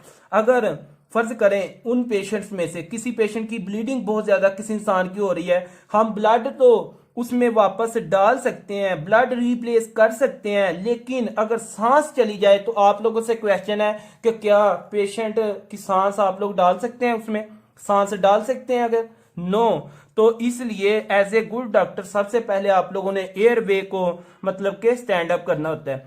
प्रायोरिटी हमारी ये होती है जो कि हमारी टीम गई होती है इमरजेंसी केसेस में, एनी इमरजेंसी केस। क्वेश्चन आप लोगों से ये है कि हम सबसे पहले किस चीज को सेव करेंगे, ये बताएं। क्वेश्चन आप लोगों से ये है कि सबसे पहले हम वहां पे किस चीज को हम वहां पे एयरवे को सबसे पहले देखेंगे कि एयरवे को हमने केयर मतलब कि फर्स्ट एड करना है, ठीक है जी। तो अब एयरवे को सेव करने के लिए, सिक्योर करने के लिए, प्रोटेक्ट करने के लिए वो हम क्या करते हैं, वो कैसे करते हैं, मतलब कि क्वेश्चन ये है कि what are the way to secure और सेव द एयरवे। अब ये हमारा क्वेश्चन है कि ये इसको कैसे करते हैं। अब जो हमारी टीम गई है एज ए गुड डॉक्टर, आप लोगों को ये पता होना चाहिए कि वो हम कैसे मतलब कि हमें कैसे पता चलता है कि भाई ये इस बंदे की जो सांस है वो ठीक है, एयरवे ठीक है, या इसका एयरवे इस पेशेंट का ठीक नहीं है। एज ए डॉक्टर आप लोगों ने क्या करना होता है, पेशेंट के सामने आप लोगों ने क्या करना है कि आप लोगों ने उस पेशेंट को कहना है जी हाँ जी आपका क्या नाम है। अगर फर्ज करें पेशेंट लेटा हुआ, जी जी वो डॉक्टर साहब जाएंगे उस पर भी, तो उस पर भी जाते हैं। सबसे पहले आपने क्या करना है, जो हमारी टीम गई है, क्वेश्चन नंबर 1 पेशेंट से तो ये आप लोगों ने याद रखने हैं। अगर आप उसको कहते हैं जी आपका क्या नाम है, आपका क्या नाम है, एक क्वेश्चन आपने ये किया, एक तो आपने नाम पे कर दिया। दूसरा क्वेश्चन आप कहते हैं जी आप एक्सीडेंट में लगे हैं और आपकी इस टाइम बॉडी में किस जगह पे ज्यादा पेन हो रही है, सेकंड क्वेश्चन आपका ये हो गया। थर्ड क्वेश्चन जैसे आपने ये पूछा कि भाई कहाँ पे पेन हो रही है, फिर आप लोग जो चीजें बोल रहे हैं, जो आप क्वेश्चन बोल रहे हैं, तो पेशेंट अगर आपको उसका रिस्पॉन्स करता है, मतलब कि आपकी हाँ के अंदर हाँ मिलाता है, जो बंदा उसको अकोमोडेट कर रहा है उस पेशेंट को, उसके साथ हाँ से हाँ मिलाता है, इसका मतलब ये है कि पेशेंट इज स्टेबल। क्या मतलब है स्टूडेंट इसका? पेशेंट वो स्टेबल है, कॉन्शियस है, वेरी गुड। अगर उसने हाँ से हाँ मिलाई, ओके, एक तो ये पॉइंट हो गया। अगर फॉर एग्जाम्पल आप उसको कुछ बोल रहे हैं, जितने भी ये सारे क्वेश्चन आपने इंप्लीमेंट किए, लेकिन पेशेंट कुछ आगे से रिस्पॉन्स ही नहीं कर रहा, कुछ भी नहीं बता रहा, तो विद द टाइम उसका कलर भी चेंज होता जा रहा है। विद द टाइम उस बंदे का कलर भी पहले से मतलब चेंज होता जा रहा है, वो पेलर होता जा रहा है, तो इसका मतलब patient is in respiratory distress. Student किसमें है पेशेंट? रेस्पिरेटरी डिस्ट्रेस, मीन के उसकी जो सांस है, रेस्पिरेटरी डिस्ट्रेस, सांस का मसला चल रहा है। ये हमने पहले भी जी, रेस्पिरेटरी डिस्ट्रेस, तो ये पेशेंट की सांस का मसला चल रहा है, सारा उसके ऑक्सीजन गैसेस के एक्सचेंजेस का मसला है। तो सबसे पहले आपने पेशेंट को जो मतलब जाज होते हैं ना, जो जाज है आपके, जो पेशेंट जबड़े जिनको आप लोग कहते हैं, पेशेंट के जो जाज है उनको आपने होल्ड करना है, पकड़ना है, पकड़ के थोड़ा सा ऊपर करना है। फर्ज करें वो अपने उनकी पोजीशन चेक करनी है ना, थोड़ा सा ऊपर करें उसको, ताकि एयरवे जो होगा ना वो बिल्कुल स्ट्रेट हो जाए। क्या हो जाए स्टूडेंट? एयरवे जो उसका पेशेंट का स्ट्रेट हो जाए। पेशेंट को आपने माउथ टू माउथ क्या करना है? माउथ टू माउथ ब्रेथ देनी है, मतलब अपने मुंह से उस मुंह में क्या करना है? माउथ टू माउथ आपने ब्रेथ देनी है। और एक आप लोगों ने वर्ड सुना होगा, सीपीआर, नाम सुना हुआ है सीपीआर का, कार्डियो पल्मोनरी रिसुसाइटेशन, नाम सुना हुआ है कि नहीं स्टूडेंट? ये बताएं।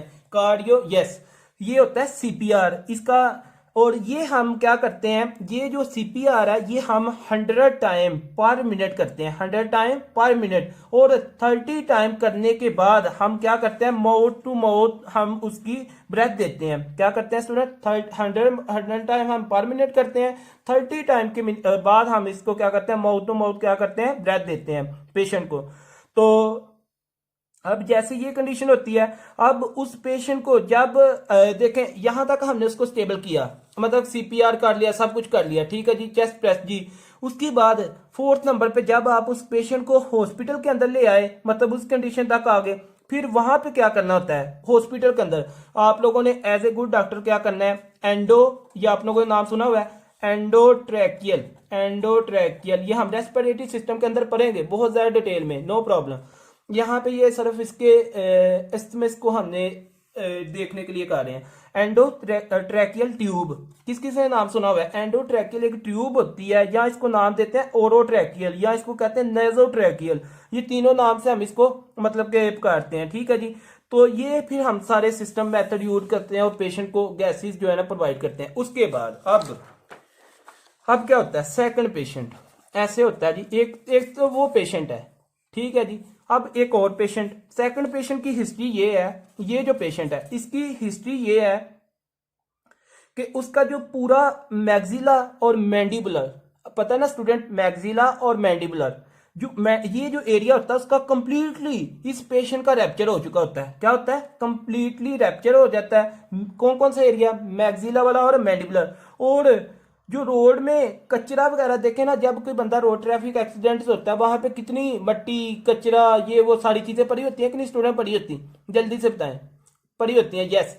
तो जब उस बंदे का, उस पेशेंट का मैग्जिला भी डैमेज हो जाए, मैंडिबुलर भी कंप्लीटली बड़ा बैडली डैमेज हो जाए, तो वो क्या कचरा वहां पे उसके जख्मों पे लगेगा कि नहीं? उसके मुंह के ऊपर लगेगा कि नहीं? ये जल्दी से बताएं। उसके एरिए, उस एरिए में क्या ये सारा चीजें जाएंगी कि नहीं जाएंगी? जाएंगी। और जो अफेक्टेड साइड है वहां पे ये सारी चीजें अटैच होंगी। तो आप उसमें mouth to mouth depth breath नहीं कर सकते, ठीक है जी, नहीं दे सकते, ये आपका पॉइंट। और कोई भी ट्यूब भी आप पास नहीं कर सकते क्योंकि वो भाई बड़ा बैडली डैमेज हुआ पड़ा है, आप कैसे वहां से ट्यूब देंगे, आप ट्यूब भी वहां से पास नहीं कर सकते।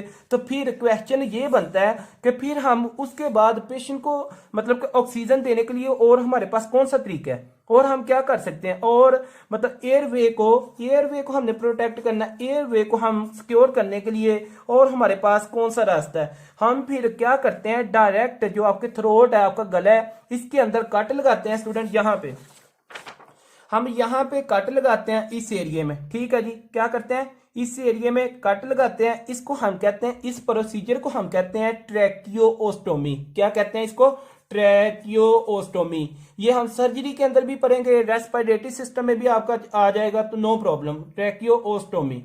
तो ये प्रोसीजर होता है, इसके थ्रू हम क्या करते हैं, यहाँ पे कट लगाते हैं इस एरिया में, इसको हम पंचर करते हैं, पंचर करने के बाद यहाँ से इसको ये जो आपकी इस्टमस आपका एक पर्दा होता है जो कि इन दोनों को कनेक्ट करता है, हम इसको ऊपर उठाते हैं और यहाँ से स्टूडेंट हम किस चीज को पास करते हैं, आप लोगों से क्वेश्चन है, यहाँ से फिर हम कौन सी चीज पास करते हैं, जल्दी से बता दें। इस एरिया से हम कौन सी चीज पास करते हैं, हम एक पाइप ट्यूब जो जिसके थ्रू हमने ऑक्सीजन मतलब प्रोवाइड करनी है उसको मतलब पेशेंट को, वो हम पास करते हैं, ठीक है जी। तो ये आप लोगों को पता होना चाहिए इसके बारे में। ट्रैकियोस्टोमी हम ये जो ट्रैकियोस्टोमी है, ये ट्यूब इज इंसर्टेड बिहाइंड। अब ये एमसीक्यूज है स्टूडेंट, ये देखें एमसीक्यूज ये है कि जो ट्रैकियोस्टोमी ट्यूब है इज इंसर्टेड, आप क्या उसको इंसर्ट करेंगे पीछे से, मतलब behind the isthmus part of the thyroid, behind the isthmus student, behind, ना कि आप यहाँ फ्रंट से कर रहे हैं। देखें हमने इस इस्थमस को ऊपर उठाना है ना, आप लोगों को समझ आ रही है, हमने इस्थमस जो पर्दा है उसको ऊपर उठाया, फिर उसके बैक साइड से हमने ट्यूब को इंसर्ट किया। ये एमसीक्यूज है एक, ये आप लोगों को पता होना चाहिए। अगर कोई कहे ना एंटीरियर से, एंटीरियर नो, एंटीरियर साइड से नो, आपने पोस्टीरियर साइड ऑफ द मतलब के इस्थमस से उसको पास करना है। ओके स्टूडेंट, समझ आ गई, ये आपको समझ आई। और ये जो आपका इस्थमस है, ये जो आपका इस्थमस है, ये आपका पर्दा है एक तरह का, और ट्रैकिया के ऊपर ही है, या ये मतलब के ऊपर है, राइट और लेफ्ट जो दोनों आपकी लोब्स हैं थायराइड से, एक ये राइट फर्ज कर लें, ये लेफ्ट है, इन दोनों का आपस में क्या किया हुआ है, इसने कनेक्ट किया हुआ है। ये आप लोगों को इसका पता होना चाहिए, लेकिन ये आपकी हम सर्जरी में पढ़ेंगे, इसके बारे में कोई परेशान ना हो। स्टूडेंट ये पॉइंट क्लियर हुआ, आगे चलें, जल्दी से बताएं, आगे मूव ऑन करें। ये पॉइंट पेशेंट्स को कैसे एयरवे कैसे आपने सिक्योर करना है, प्रिवेंट सेव करना है। ओके नेक्स्ट चलते हैं जी, नेक्स्ट। अब आगे आप लोगों को पता है कि हम हार्मोन्स को देखने के लिए हम ये डायग्राम आपकी बनाते होते हैं। सबसे पहले हमने कहा था, पहले दिन हमने ये बात की थी कि ये आपकी जो डायग्राम है ना, ये आपकी पूरे एंडोक्राइन सिस्टम के अंदर चलेगी। तो ये आप लोगों ने बताते जाना है, ये आप लोगों का काम है कि आप लोगों ने ये आपका क्या था, हाइपोथैलेमस, ये आपका जितनी भी है ये पिट्यूटरी आपकी ग्लैंड थी, बाकी इसके ये सारे के सारे में किसके पार्ट थे, ठीक है जी। ये आपकी जितनी भी डायग्राम, जितने भी लेक्चर्स हैं, कमिंग लेक्चर्स, आपके बैक लेक्चर्स हैं, ये उनके अंदर थ्रू आउट आपकी मतलब कि होल सिस्टम के अंदर चलने वाली आपकी ये डायग्राम है, इसलिए आपको इस डायग्राम को बहुत अच्छे से पता होना चाहिए। अब यहाँ पे क्या है स्टूडेंट, ये आपका जो हाइपोथैलेमस है, यहाँ से एक हार्मोन आपका आता है, ये इंपॉर्टेंट है स्टूडेंट, ये बहुत ज्यादा इंपॉर्टेंट है, ये आप लोगों ने सीखना है, और इसका एमसीक्यूज आता है, ये भी आप लोगों ने फोकस करना है कैसे। अब यहाँ पे हम करने क्या लगे हैं, ये भी आपको एंड पे यहाँ पे बता दिया जाएगा। अच्छा, ये आपका हाइपोथैलेमस से एक आपका हार्मोन आता है जिसको हम कहते हैं TRH। क्या होता है जी, TRH। ये TRH यहां से आपका मतलब के स्टिमुलेट करता है, यहां से आता है। और जल्दी से बताएं, TRH आपके इंटीरियर में आएगा कि पोस्टीरियर में, ये बता दें। यहां पे आएगा, किस में आएगा, ये आपका यहां पे आया, किस में आ गया, इंटीरियर के अंदर आपका आया। और यहां पे इस जैसे ही आपके हाइपोथैलेमस से TRH आपका आया जी किसमें, इंटीरियर पिट्यूटरी में। यहां पे ये क्या करता है, एपीएल के अंदर इसने एक सेल होता है स्टूडेंट, यहाँ पे इसके लिए एक स्पेसिफिक सेल होता है। इस सेल को हम कहते हैं, एमसीक्यू आ सकता है कि ये इस सेल को ट्रायोट्रोपिक सेल, क्या कहते हैं, ट्रायोट्रोपिक सेल। ये इस सेल में आता है, यहाँ ऊपर से ये इस सेल के पास आया, इस सेल को हमने क्या किया, थायोट्रोपिक सेल। अब ये एंटी एपीएल के अंदर आया और इसने इसको आके क्या किया, एपीएल में इसके ऊपर एक्ट किया, हिट किया। जैसे इसने इस सेल को हिट किया तो ये सेल क्या करेगा, ये वाले सेल रिलीज करेंगे आपकी एक हार्मोन को। किसको रिलीज करेंगे स्टूडेंट, एक हार्मोन को, उसका नाम है टीएसएच। अब ये जो टीएसएच है ना, यहाँ पे हमने ये बात की है कि ये आपकी फर्ज करें ये ट्रैकिया है, ये आपकी क्या ट्रैकिया, ट्रैकिया के दोनों साइडों पे होता है आपका मतलब के थायराइड ग्लैंड्स क्या होते हैं, थायराइड जो कि आपके अटैच होते हैं एस्टमिस, जो आपकी मतलब एस्टमिस है। ठीक है जी। अब ये जो आपका टीएसएच है, जल्दी से बताएं ये किधर जाएगा स्टूडेंट, ये बताइएगा जो आपका टीएसएच है ये आपका किस जगह पे जाएगा, अगर आपको समझ आ रही है तो ये बताएं। आपकी थायराइड ग्लैंड के अंदर कहां पे जाएगा, ये जाएगा स्टूडेंट यहाँ पे, किधर आएगा आपके थायराइड ग्लैंड के अंदर। अब ये जो थायराइड है अपने फंक्शन करेगी एज ए फंक्शन, ये जब बॉडी को जरूरत पड़ेगी ना आपकी T3 क्या देगी, आपकी T3 देगी ओ एंड T4 क्या करेगी, T3 एंड T4। ठीक है जी। थायराइड ग्लैंड क्या करेगी। अब स्टूडेंट आज के बाद याद रखें, हमने जिस तरह बात की थी हाइपोथैलेमिक हाइपोफिजियल एक्सिस, और ये जो आपका एक्सिस बनता है ना, इसके साथ आपकी थायराइड ग्लैंड भी है। ये जो आपका एक्सिस बनता है, इस एक्सिस को हम कहते हैं आपका हाइपोथैलेमिक हाइपोफिजियल थायराइड एक्सिस। ये पॉइंट याद रखें। अगर आपसे कोई पूछे hypothalamic hypothalamic hypophyseal hypophyseal hypophyseal thyroid axis, student कह सकते हैं कि नहीं कह सकते, जल्दी से बताएं। इसको हम ये पॉइंट नाम दे सकते हैं कि नहीं दे सकते, हाइपोथैलेमिक हाइपोफिजियल थायराइड एक्सिस कह सकते हैं, जल्दी से बताएं।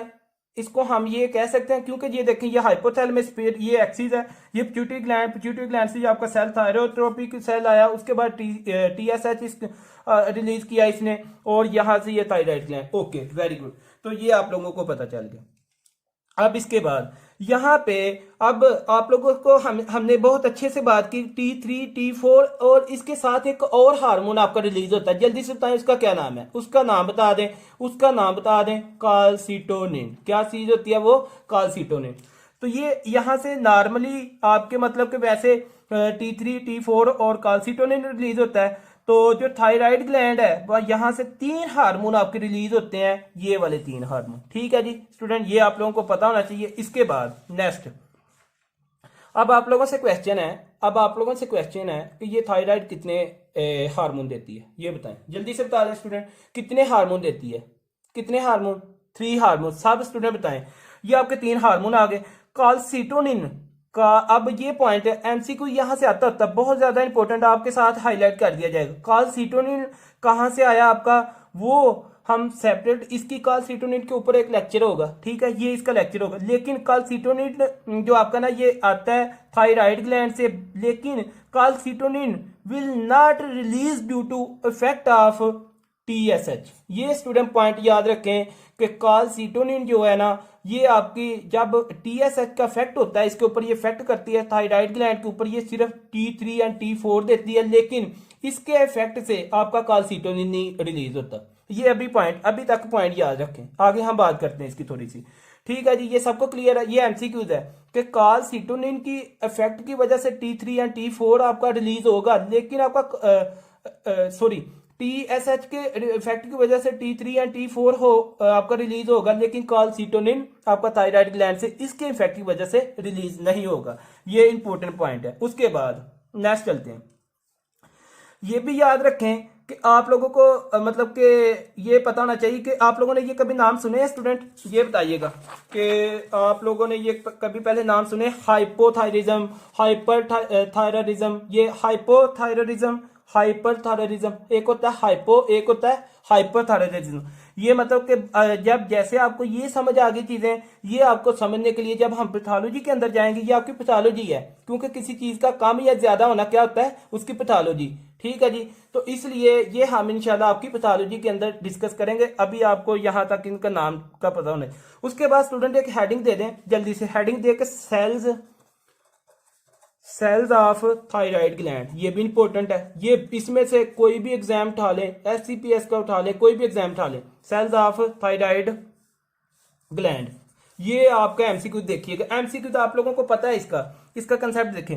अगर आपकी जो थायराइड ग्लैंड है, ये जो आपकी थायराइड ग्लैंड है, इसके अंदर आप माइक्रोस्कोपिकली देखें ना, माइक्रोस्कोपिकली इसके अंदर देखें, इसके अपने कुछ होते हैं स्टूडेंट सेल्स, इसके अंदर कुछ सेल्स होते हैं। थायराइड ग्लैंड के अंदर दो तरह के सेल्स पाए जाते हैं। कितनी तरह के स्टूडेंट जल्दी से बताएं? माइक्रोस्कोपिकली अगर आप देखें इसको, कितनी तरह के सेल पाए जाते हैं? इसके अंदर दो तरह के सेल्स पाए जाते हैं। तो आगे आप लोग हेडिंग दें types of cells, two type of cells, two types. कितनी टाइप्स होती हैं इसकी? मतलब कि टू टाइप्स। अब यहाँ पे इसको हम ऐसे डिवाइड करते हैं। एक आप लोगों ने नाम सुना होगा फॉलिकल, फोलिकुलर सेल्स। क्या होते हैं? Follicular cells. एक आपको होते हैं पैराफोलिकुलर सेल्स। नाम सुने हुए हैं स्टूडेंट? Parafollicular sales. आप आज लोग अपने ये पॉइंट क्लियर करें डॉक्टर इब्राहिम। तो पैराफोलिकुलर सेल्स। अब यहाँ पे देखिएगा, ये आपका जो है ना, ये जो हम देख रहे हैं, हमने माइक्रोस्कोपिकली, जब भी आपकी माइक्रोस्कोपिकली बात आ जाती है तो वो हिस्टो की बात आ जाती है। हिस्टोलॉजी पॉइंट ऑफ व्यू से हम बात करते हैं, ठीक है जी। तो ये आपकी अभी बात हुई है, इसको याद रखें। हिस्टोलॉजिकली जब हम माइक्रोस्कोपिकली देखते हैं थायराइड ग्लैंड के अंदर, तो स्टूडेंट कितनी तरह के सेल्स होते हैं? जल्दी से बताएं, प्लीज रिवाइज कर लें। कितनी तरह के होते हैं? दो तरह के। एक होता है सेल आपका कौन सा, कौन से सेल्स हैं? जल्दी से ये भी बता दें, कौन से सेल हैं? फोलिकुलर सेल्स हैं। और कौन से हैं? Parafollicular cells. ये पता चल गया। अब यहाँ पे लिखें कि अब ये जो आपके पैराफोलिकुलर सेल्स है ना, फोलिकुलर जो आपका सेल्स है, यहां से कुछ चीजें रिलीज होंगी और कुछ चीजें आपकी पैराफोलिकुलर सेल से रिलीज होंगी। इन दोनों से कुछ ना कुछ चीजें यहां से रिलीज होंगी। अब हमें पता है कि थायराइड ग्लैंड से कितनी चीजें रिलीज होती हैं? जल्दी से बताएं, थायराइड ग्लैंड से कितनी चीजें स्टूडेंट रिलीज होती हैं? तीन चीजें। अब ये देखें, जो आपका T3 और कौन सी, ये भी बताएं। पहले ये भी बताएं तीन चीजें कौन सी हैं। ये भी बताएं स्टूडेंट कि तीन चीजें उनमें कौन सी हैं। ये बता दें, T3 and T4 and calcitonin. ऐसे ही है जी। अब देखें, जो आपकी T3 एंड T4 है ना, ये आपके रिलीज होता है इससे फोलिकुलर सेल से एंड T4। लेकिन पैराफोलिकुलर क्या करते हैं? पैराफोलिकुलर से आपका रिलीज होता है कैल्सिटोनिन। ये आप पता आपको चल गया स्टूडेंट। एमसीक्यू क्लियर हुआ, कुछ चीजें क्लियर हुई। कैल्सिटोनिन आपका कहां से होता है? पैराफोलिकुलर से। लेकिन T3 और T4 आपका कहां से हो रहा है? फोलिकुलर सेल से। ये आपको पता है। लेकिन कैल्सिटोनिन के बारे में हम देखेंगे, इसको हम एक सेपरेट आपका मतलब के लेक्चर है, हमने पहले भी आपको बता दिया है, ये हम इसके बारे में पढ़ेंगे। तो अभी तक आपको ये पता, देखें T3 और T4 का हम फोलिकुलर सेल कह सकते हैं? ये बताएं जल्दी से कि T3 और T4 का हम फोलिकुलर सेल्स कह सकते हैं? यस। और आपकी जो कैल्सिटोनिन है, इसको हम पैराफोलिकुलर सेल कह सकते हैं? इसको हम पैराफोलिकुलर सेल कह सकते हैं स्टूडेंट? कह सकते हैं कि नहीं? यस, हम कह सकते हैं। वैसे आपको पता है कि नॉर्मली तीनों चीजें, जो आपकी तीनों ये चीजें थी, जो तीनों आपके हार्मोन थे, वो कहां से आ रहे हैं? जल्दी से बताएं। वैसे नॉर्मली कहां से आ रहे हैं? नॉर्मली आप कहां से आ रहे हैं? थायराइड ग्लैंड से। लेकिन थायराइड ग्लैंड के अंदर कितने सेल्स भरे हुए हैं? ये भी बताएं। थायराइड ग्लैंड के अंदर कितने सेल्स भरे हुए हैं? दो सेल्स भरे हुए हैं। कौन से? Follicular cells, parafollicular sales.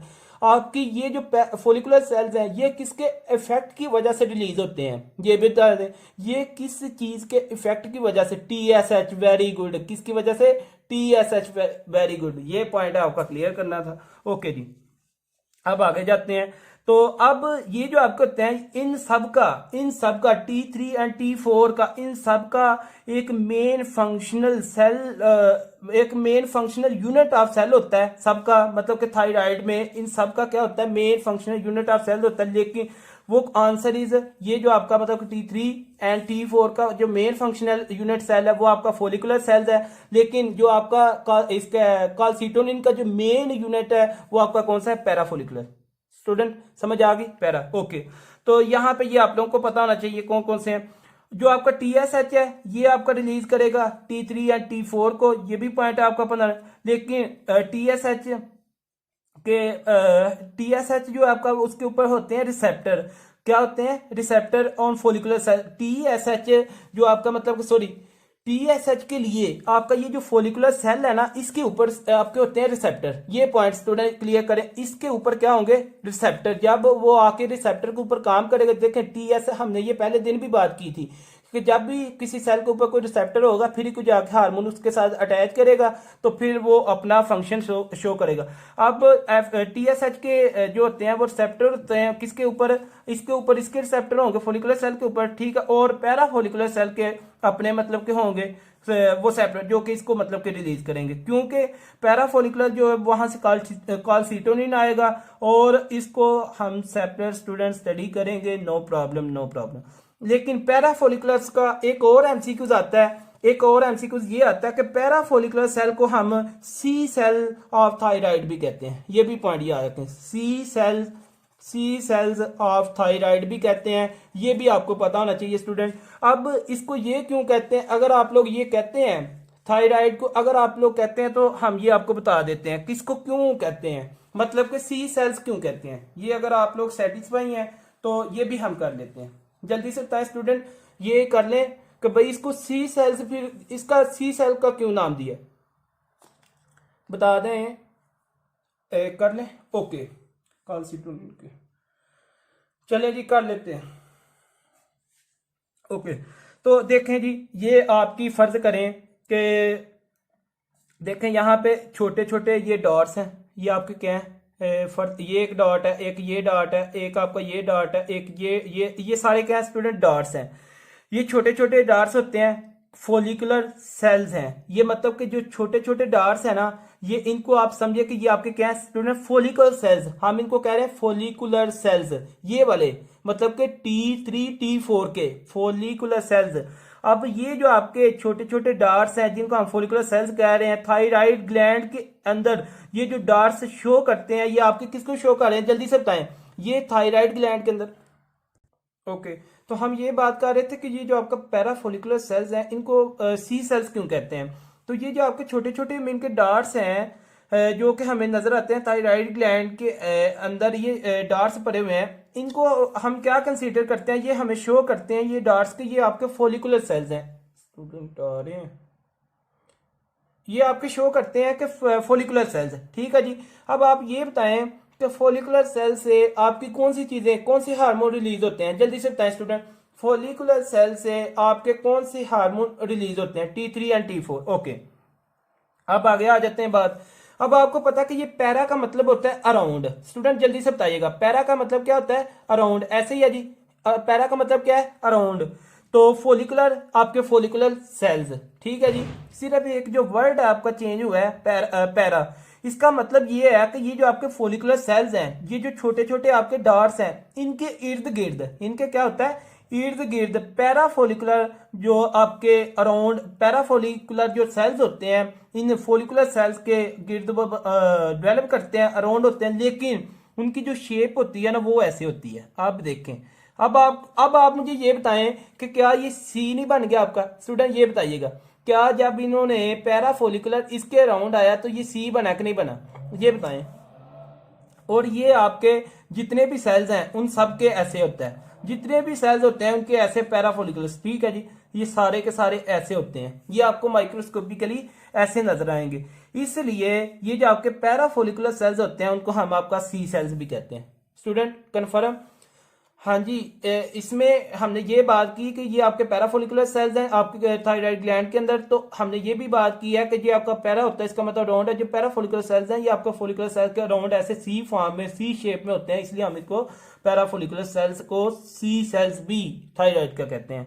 तो ये स्टूडेंट आप लोगों को पता होना चाहिए। उसके बाद नेक्स्ट टाइम आ जाते हैं इसके बाद, तो ये जो काल्सिटोनिन का स्टूडेंट एक फंक्शन याद रखें, सिर्फ एक फंक्शन अभी याद रखें, बाकी हमने सेपरेट पढ़ना है क्योंकि ये एमसीक्यूज भी आपका एक तरह का, तो इसका एक फंक्शन याद रखें कि काल्सिटोनिन कैन रेगुलेट, ये लिख लें, काल्सिटोनिन कैन रेगुलेट, ये रेगुलेट कर सकता है ब्लड कैल्शियम, तो ब्लड कैल्शियम लेवल, ठीक है जी। ये क्या कर सकता है, काल्सिटोनिन का ये फंक्शन रखें, याद रखें, calcitonin can regulate blood calcium level, ठीक है जी। तो क्वेश्चन आप लोगों से ये है, एमसीक्यूज आप लोगों से स्टूडेंट ये है, जल्दी से आप लोगों ने बताना है कि बॉडी के अंदर जो कैल्शियम का लेवल है उसको रेगुलेट करने के लिए किस हार्मोन की जरूरत होती है, जल्दी से बताएं। काल्सिटोनिन, वेरी गुड, क्या होता है काल्सिटोनिन। अब स्टूडेंट आगे जाते हैं, थोड़ा सा मूव ऑन करते हैं। ये जो आपका T3 और T4 आज के लिए ये याद रखें ताकि आपकी कल के लिए थोड़ी सी आसानी हो जाएगी, इजी हो जाएगी। इसके फंक्शन, इनके फंक्शन क्या है, इसके फंक्शन आप लोगों ने याद रखने हैं एक निमोनिक के साथ। निमोनिक ये है कि 4B, हमने 4B को कंप्लीट करना है, 4Bs। आप लोगों ने जब तक 4B ना कंप्लीट हुए आपने कहना है सर ये कंप्लीट करें, आपने लिखा है। फर्स्ट बी पे जाते हैं, ये आपका जी फर्स्ट बी। फर्स्ट बी आपका होता है, मैं ये आप लोगों ने नाम सुना हुआ है, BMR का नाम सुना हुआ है, metabolic basal metabolic rate. Basal metabolic rate का नाम सुना हुआ है स्टूडेंट। ये जो आपका बेजल मेटाबॉलिक रेट है इसको मेंटेन कौन करता है आपका, ये आपका T3 एंड T4 कौन करता है स्टूडेंट, आपका T3 एंड T4 जो कि आपका करता है बेजल मेटाबॉलिक रेट को। इसको हम आगे मतलब कि प्रूव भी करेंगे, ये जो आपका मतलब कि नेक्स्ट लेक्चर होगा उसमें हम प्रूव भी करेंगे कि ये कैसे करता है, इसका मतलब क्या है, इसमें आपने टेंशन नहीं लेनी। लेकिन मेटाबॉलिज्म, मेटाबॉलिक का क्या मतलब है, मेटाबॉलिक का ये मतलब होता है कि मेटाबॉलिज्म ऑफ फूड को जो उसका रेट है, जो उसका रेट मतलब जो उसकी स्पीड है वो कौन सा हार्मोन मेंटेन करता है, जल्दी से बताएं कौन सा स्टूडेंट हार्मोन मेंटेन करता है, जो उसकी मेटाबॉलिज्म की जो रेट है, जो स्पीड है फूड की, वो कौन सा, T3 and T4। Very good, आज के लिए इतना याद रखें। उसके बाद जो आपका सेकंड बी है ना, सेकंड बी उसमें याद रखें BP को जो मेंटेन करता है ना बॉडी में, वो भी आपका T3 एंड T4 ये रोल प्ले करता है। ठीक है जी। BP के लिए ब्लड प्रेशर, ब्लड प्रेशर को maintain, blood pressure maintain by T3 and T4, ये भी आप maintain by T3 and T4, ये भी याद रखें, ये भी हम प्रूव करेंगे। ये हम कैसे मतलब कि ये कैसे करता है ये भी हम नेक्स्ट प्रूव कर देंगे। उसके बाद थर्ड बी पे जाते हैं जी। थर्ड बी का मतलब ये है, अब आप लोग यहाँ पे कंफ्यूज होंगे कि ये ग्रोथ डेवलपमेंट या फिर आप इसको कह सकते हैं ग्रोथ डेवलपमेंट या फिर बोन की ग्रोथ को। ये देखें अब स्टूडेंट मुझे ये बताएं कि बोन की ग्रोथ के लिए कौन सा हार्मोन होता था, हमने बहुत ज्यादा डिटेल में किया है। बोन की ग्रोथ के लिए ग्रोथ हार्मोन, वेरी गुड।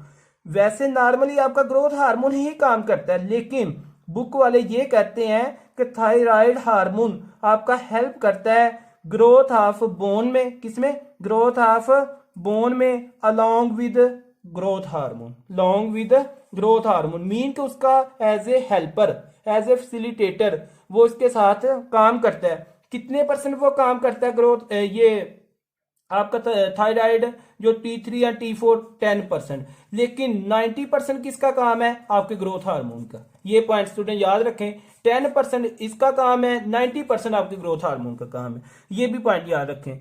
तो ये फिर एक तरह का हेल्पर है इसका। ठीक है जी। उसके बाद फोर्थ बी पे जाते हैं। फोर्थ बी आपका क्या है कि ब्रेन की जो डेवलपमेंट है ना, ब्रेन डेवलपमेंट में भी बहुत ज्यादा रोल होता है आपके T3 एंड T4 का। ब्रेन डेवलपमेंट, ठीक है जी। ब्रेन डेवलपमेंट, हाँ जी, ब्रेन डेवलपमेंट या ब्रेन की मैच्योरेशन आप कह सकते हैं, या ब्रेन की स्किल्स कह सकते हैं स्टूडेंट। ब्रेन डेवलपमेंट या फिर ब्रेन की जो मैच्योरेशन आप कह सकते हैं, या फिर इसकी स्किल्स कह सकते हैं। अब आप लोगों से ये क्वेश्चन है कि कौन सा हार्मोन करता है, ये बताएं कौन सा हार्मोन ब्रेन की डेवलपमेंट में, ब्रेन की मैच्योरेशन में, ब्रेन की स्किल्स में T3 T4 है। Okay very good. ये इसकी क्या करता है स्टूडेंट, अभी ये बताएं कि कितने बी हमने कंप्लीट किए हैं, कितने बीज हमने कंप्लीट कर लिए, 4। आपके 4B कंप्लीट हो गए, आपके 4B कंप्लीट हो गए कि नहीं हुए, यस, ये हमने कर लिए, वेरी गुड। उसके बाद यहाँ पे कुछ बातें सुने, इनपुट क्लिनिकली बातें सुने, और फिर हम इसको वाइंड अप करते हैं।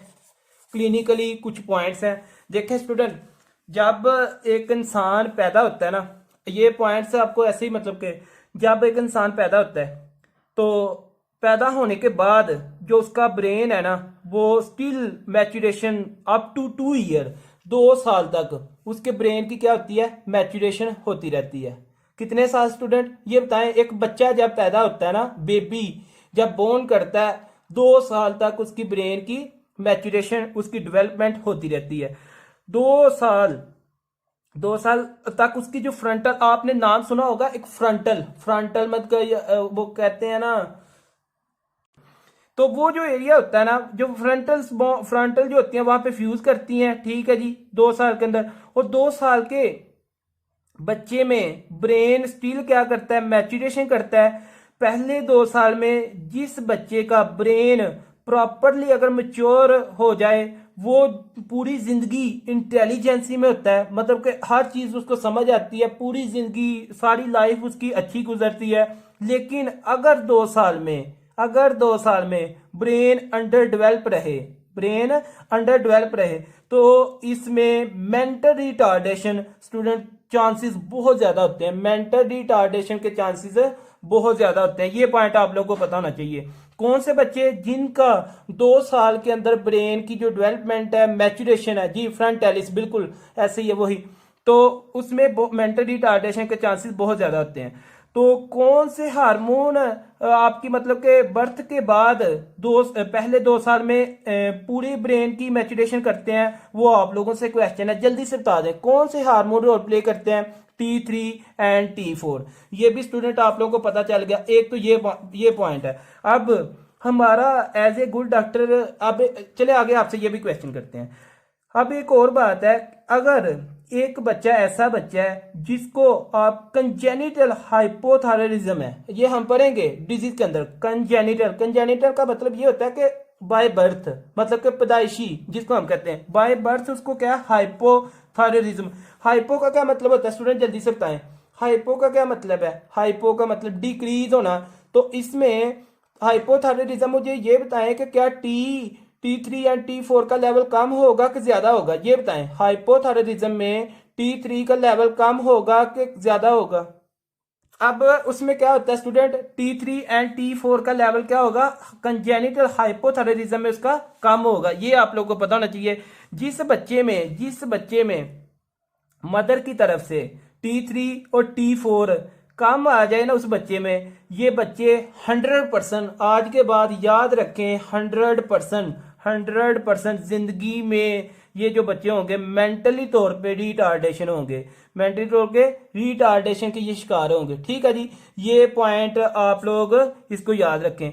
इसलिए कहते हैं जी, as a good doctor student, जब भी हॉस्पिटल में आपके पास मतलब कि बच्चे की पैदाइश हो, तो आपने एज ए गुड डॉक्टर क्या कहना है पेरेंट्स को कि आप इस बच्चे का T3 एंड T4 का लेवल चेक कर लें, जिसमें आप लोगों को लग रहा है मीन के कुछ बच्चे होते हैं 7 मंथ में, ये वो होती हैं ट्राइमेस्टर्स में, तो जिसमें आपको एज ए गुड डॉक्टर हम ये इन्वेस्टिगेट कर सकते हैं। लेकिन हर बच्चे में भी नहीं मतलब कि करना चाहिए। लेकिन ये है कि अगर आप कर लेते हैं तो इससे नुकसान कोई नहीं। T3 एंड T4 का लेवल जो ऑन द स्पॉट अगर चेक कर लिया जाए तो वो हमें फायदा ही देगा, नुकसान नहीं। अगर किसी बच्चे में हाइपोथायरायडिज्म है और उसको हम बाहर से T3 एंड T4 मतलब के उसी टाइम दे देते हैं, अगर उसमें कम है जी डॉक्टर साहब, उसमें आप वो कह सकते हैं, लेकिन वो डिपेंडिंग अपॉन कंडीशन है, डिपेंडिंग अपॉन इन्वेस्टिगेशन। ठीक है जी, उसमें आपकी एरियाज आ जाते हैं उस टाइम। हाँ जी, तो इसमें क्या होता है कि आपने, अगर आपको पता चल गया जैसे आपने उसका लेवल चेक करवाया T3 या T4 कम है, तो आप क्या करेंगे, फिर बाहर से T3 या T4 मतलब देते हैं, ताकि उस बच्चे की ब्रेन की जो मैच्योरेशन है वो कंप्लीट हो जाए। ठीक है स्टूडेंट, ब्रेन की क्या है मैच्योरेशन, डेवलपमेंट, उसकी स्किल्स वो मतलब सारी। तो आप लोगों ने क्या करना है स्टूडेंट, आप लोगों का काम ये है कि कल के लिए आपका लेसन ये 4 B's आप लोगों ने याद रखने हैं। अब आप लोगों से MCQs ये है हमारा कि तमाम ऐसे बेबीज जो कि पैदा होते हैं, उनकी हिस्ट्री ये है कि उनको हाइपोथायरायडिज्म है और ये सारे के सारे मेंटली रिटार्डेशन होते हैं। तो ये किस वजह से है, इसकी रीजन क्या है, इसकी reason due to which hormone deficiency T3 and T4। Very good, किसकी वजह है, T3 एंड T4। स्टूडेंट ये आज का आपका मतलब एरिया था। 9 क्लास डिसमिस। Thank you. और इंशाल्लाह इसके आगे हम इसको प्रोसीड करेंगे। ठीक है जी, थायराइड, इसकी सिंथेसिस कैसे होती है, इसकी डिजीज, इसके क्लिनिकल पॉइंट्स, ये सारे हम देखेंगे।